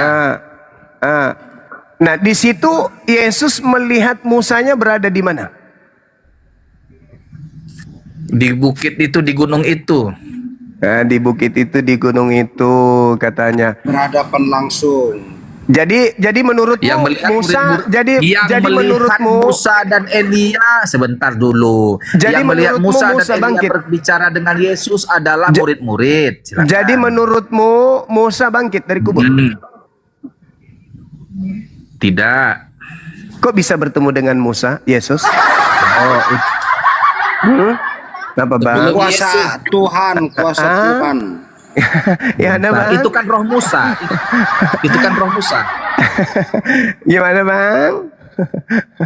Itu kan melihat Keluaran 33 ayat 18, keinginan Musa adalah kepada Tuhan tunjukkanlah. Jadi Musa keluar dari kubur enggak nih?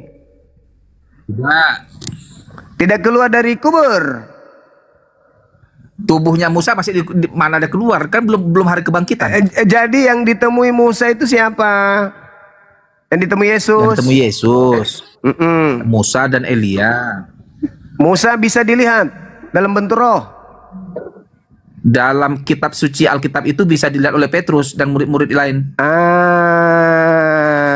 Itulah yang diterangkan oleh Al-Quranul Karim. Wala tahsabannal ladzina qutilu fi sabilillahi amwata. Jangan kau mengira Nabi Abraham itu mati.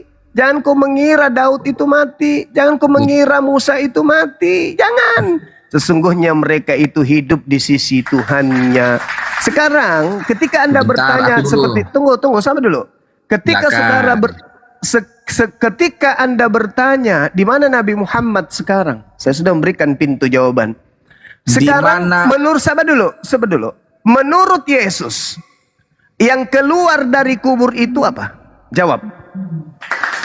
Keluar dari kubur. Mana ada yang keluar dari kubur? Mana ada orang keluar dari kubur? Yang mengaku kepadaku telah diberi kuasa, pergilah ke seluruh dunia, jadikanlah seluruh bangsa menjadi pengikutku, itu menurut Yesus itu apa? Menurut Yesus, itu Yesus sendiri. Bukankah Yesus mengatakan Kristus palsu akan melakukan tanda dahsyat?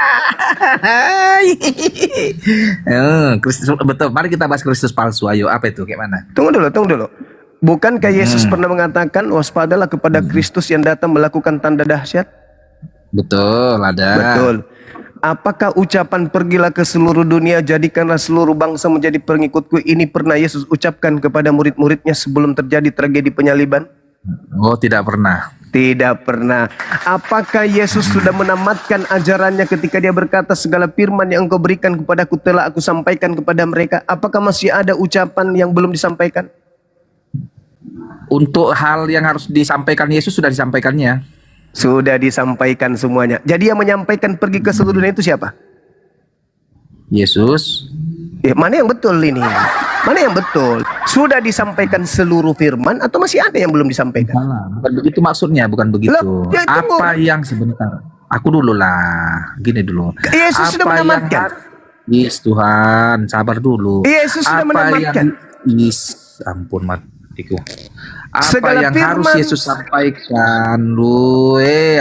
Segala firman. Segala firman yang Tuhan berikan kepada Yesus, Yesus sudah akui. Semuanya Benar. telah disampaikan, betul? Masih ada nggak yang belum disampaikan? Masih ada untuk setelah kematian. Berarti Yesus ada pembohong. Segala firman yang segala firman yang Tuhan berikan kepadaku telah aku sampaikan atau belum aku sampaikan?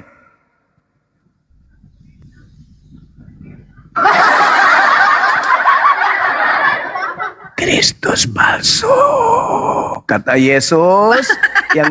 yang keluar dari Sekarang iblis jangan itu, yang keluar dari kubur dan itu Yesus kita sekarang iblis. Melakukan komparasi antara Yesus dan Muhammad. Oke. Muhammad sekarang berada di mana? Berada di sisi Allah. Kan tadi sudah kubacakan dalilnya. Di Islam Sebentar, itu inna lillahi wa inna ilaihi raji'un. Wa la tahsabanna alladhina qutilu fi sabilillahi amwata bal ahya'u inda rabbihim yurzaqun. Itu dalil, Bang. Dalil. Tidak bisa ada bantah itu. Aku ikut kau. Kau bilang tadi Muhammad ada di sisi Allah. Yes. Apakah Allahmu sekarang berada di surga? Allah pencipta langit dan bumi itu tidak berada di sebuah alam seperti surga. Maksud daripada di sisi Allah itu berada pada naungan Allah, berada pada lindungan Allah. Makanya dikatakan Yesus itu di dalam pangkuan Bapa, pangkuan Tuhan. Jangan kau sabar dulu. Itu sabar dulu, sabar. Nah sekarang ketika Anda kalau aku nerangkan panjang-panjang nggak bisa. Karena kamu lebih pintar dari Bible. Saya bicara berdasarkan tataran Bible. Sekarang ketika Yesus berbicara, sekarang juga dunia dihakimi. Sekarang juga penguasa dunia dilemparkan keluar. Dulu kau jadi juru jawab. Kau kan ahli panelis dulu. Enggak. Sekarang juga penguasa dunia dilemparkan keluar. Sekarang kau itu kapan? Jawab cuma. Nanti ku terangkan, terang aja kau. Sekarang itu kapan? Artinya sekarang itu pasti terjadi. La la la la la la la la la la.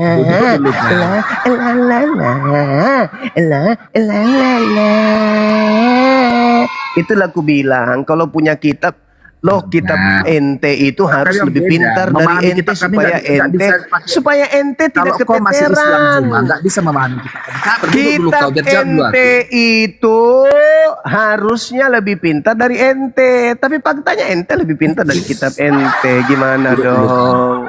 Sekarang jadi di itu surga maksudnya apa? Sekarang bisa saat ini, bisa juga yang akan datang.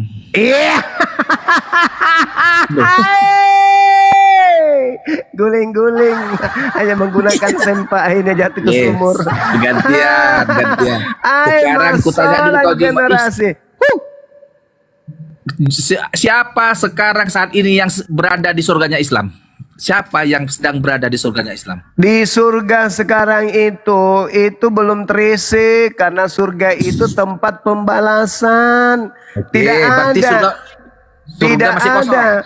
Tidak ada cerita bahwa Yesus itu ke surga, nggak ada. Itu hanya kesalahan. Dulu. Itu Surganya tipuan Islam. terjemahan. Surga itu tempatnya manusia untuk masuk ke sana setelah manusia itu dihisap. Kalau di surga sekarang ada malaikat, ada makhluk lain, itu bukan materi kita.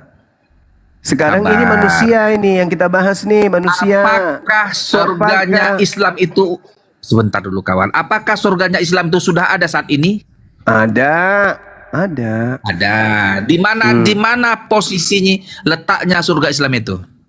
Tidak ada yang tahu posisinya di mana. Nggak ada. Apakah apa isi surga Islam itu? Saat ini apa isi surga Islam itu? Isinya adalah makhluk-makhluk surgawi seperti malaikat. Apakah malaikat-malaikat ada di surga saat ini? Ya, penjaga malaikat sudah pasti ada.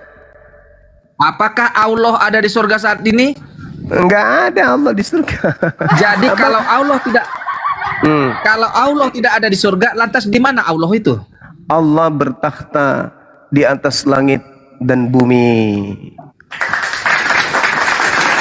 Kalau di Tuhannya Yahudi bertakhta di atas kerubim. Di atas singgasana. Serempet-serempet Yahudi. Loh nggak bisa. Berarti kutanya dulu kau. Berarti Sekarang bisa saja Allah itu berada di rumahku ini. Giliran saya bertanya, apakah Yesus terangkat ke surga? Oh, boleh. Apakah Yesus terangkat ke surga? Mana dalilnya? Benar. Mana? Pada kisah para rasul dan murid-murid melihat dia naik ke surga. Naik ke langit atau naik ke surga? Walaupun naik ke langit.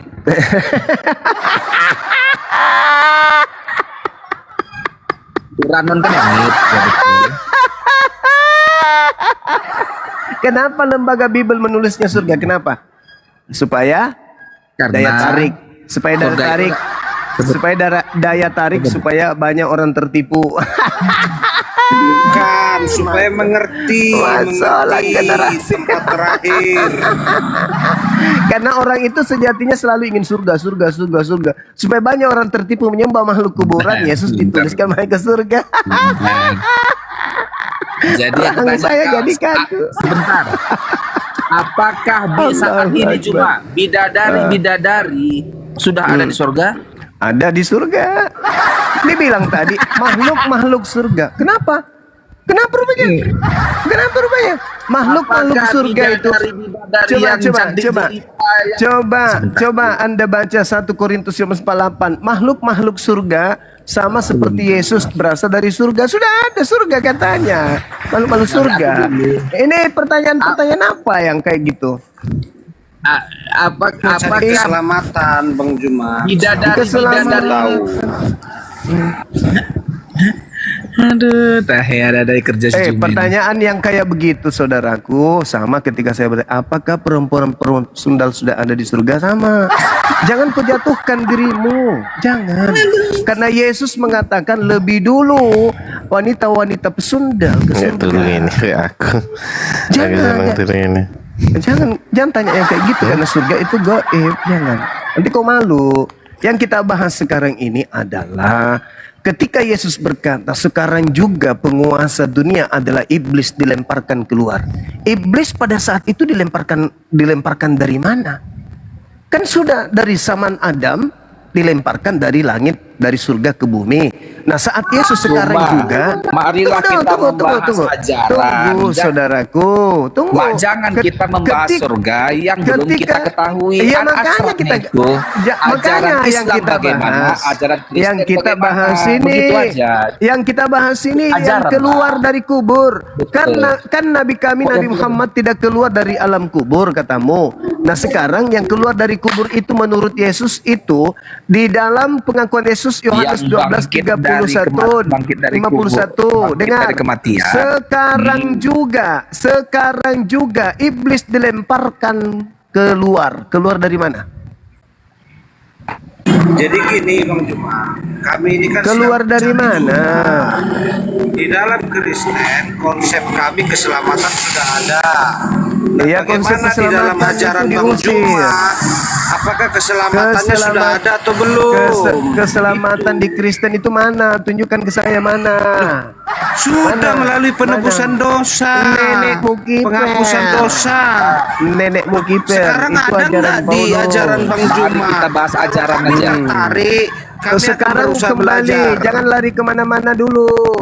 Yang keluar dari kubur itu menurut Yesus dilemparkan keluar. Ayo, itu Yesus mengatakan dalam Yohanes 12:31, sekarang juga dunia dihakimi, sekarang juga iblis dilemparkan keluar. Sekarang itu keluar itu dari mana? Kan tadinya dari surga ke bumi. Nah, ketika dia di bumi ternyata dia disimpan di alam orang mati, yaitu dalam kubur.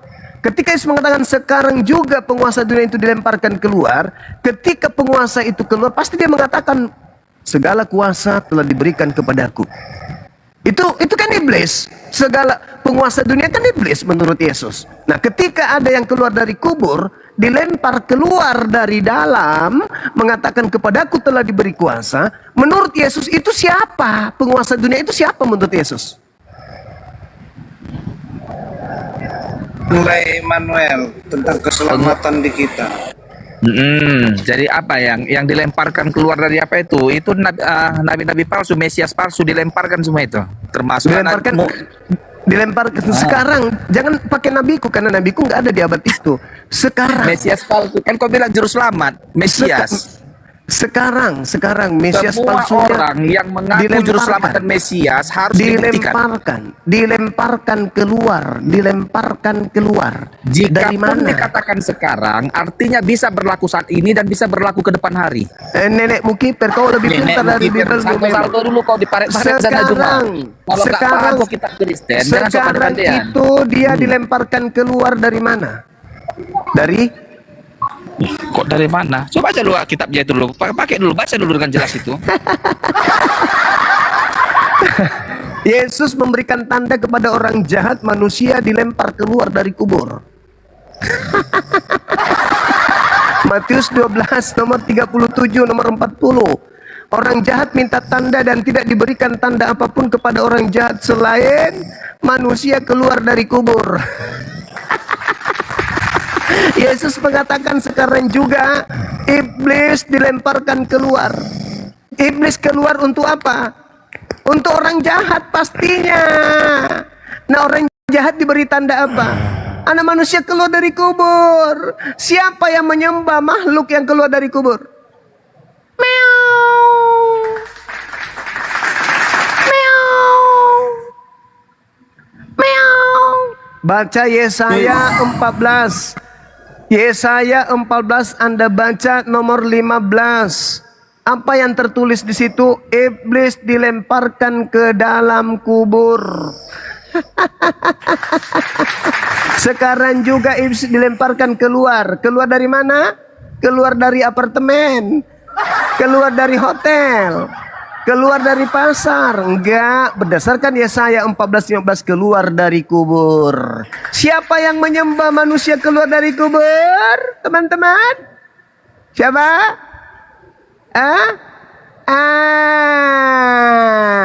Makhluk inilah yang menggocoh Paulus sehingga Paulus memberikan 13 kitab. Di mana kitab ini menentang hukum Tuhan. Di mana kitab ini yang dipakai oleh Kristen untuk melegalkan ajaran di luar ajaran Tuhan, untuk menghantam Taurat, hukum yang datang kepada Bani Israel. Oke, karena guru kita sudah tidur, alangkah baiknya kalau di-mute aja. Begitu saudara-saudaraku sekalian. Silakan saya serahkan kembali ke Ustadz Miftah. Di sini sudah hampir azhar. Ahi, tafadhal. Ahi, antikristus sudah kita kandangin. Terima kasih silakan Ahi. Bang Juma, terima kasih. Ya guru ndak. Ya, silakan Ahi. Tafadhal. Ya mungkin Kang Ustadz Tardiansa monitor.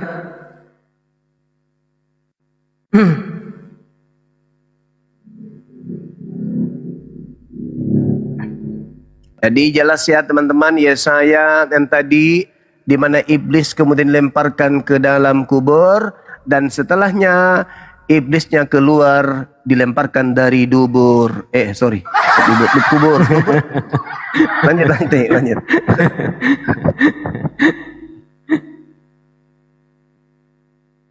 Gimana Bang Ritik? Daril sih Itu nggak mau bintang sembuh. timur itu. Oke. Beda itu. Siap. Siapa yang mendapatkan gelar bintang timur? Wahyu 22 nomor 16, aku Paulus tunas Daud sang bintang timur. Yang disembah orang Kristen hari ini adalah Yesus, yang dinubuatkan Yesus datang sebagai penyesat memakai nama Yesus. Akulah Yesus sang Bintang timur itu putra Fajar. Wahyu Bintang 22 nomor timur. 16. Wahyu 22 nomor 16, Tuhanmu bergelar bintang timur. Lanjut akhi. Siap, Guru Nda. Siapa yang mendapat julukan bintang timur itu? Di Quran Silakan kan baca dulu. ada bintang timur.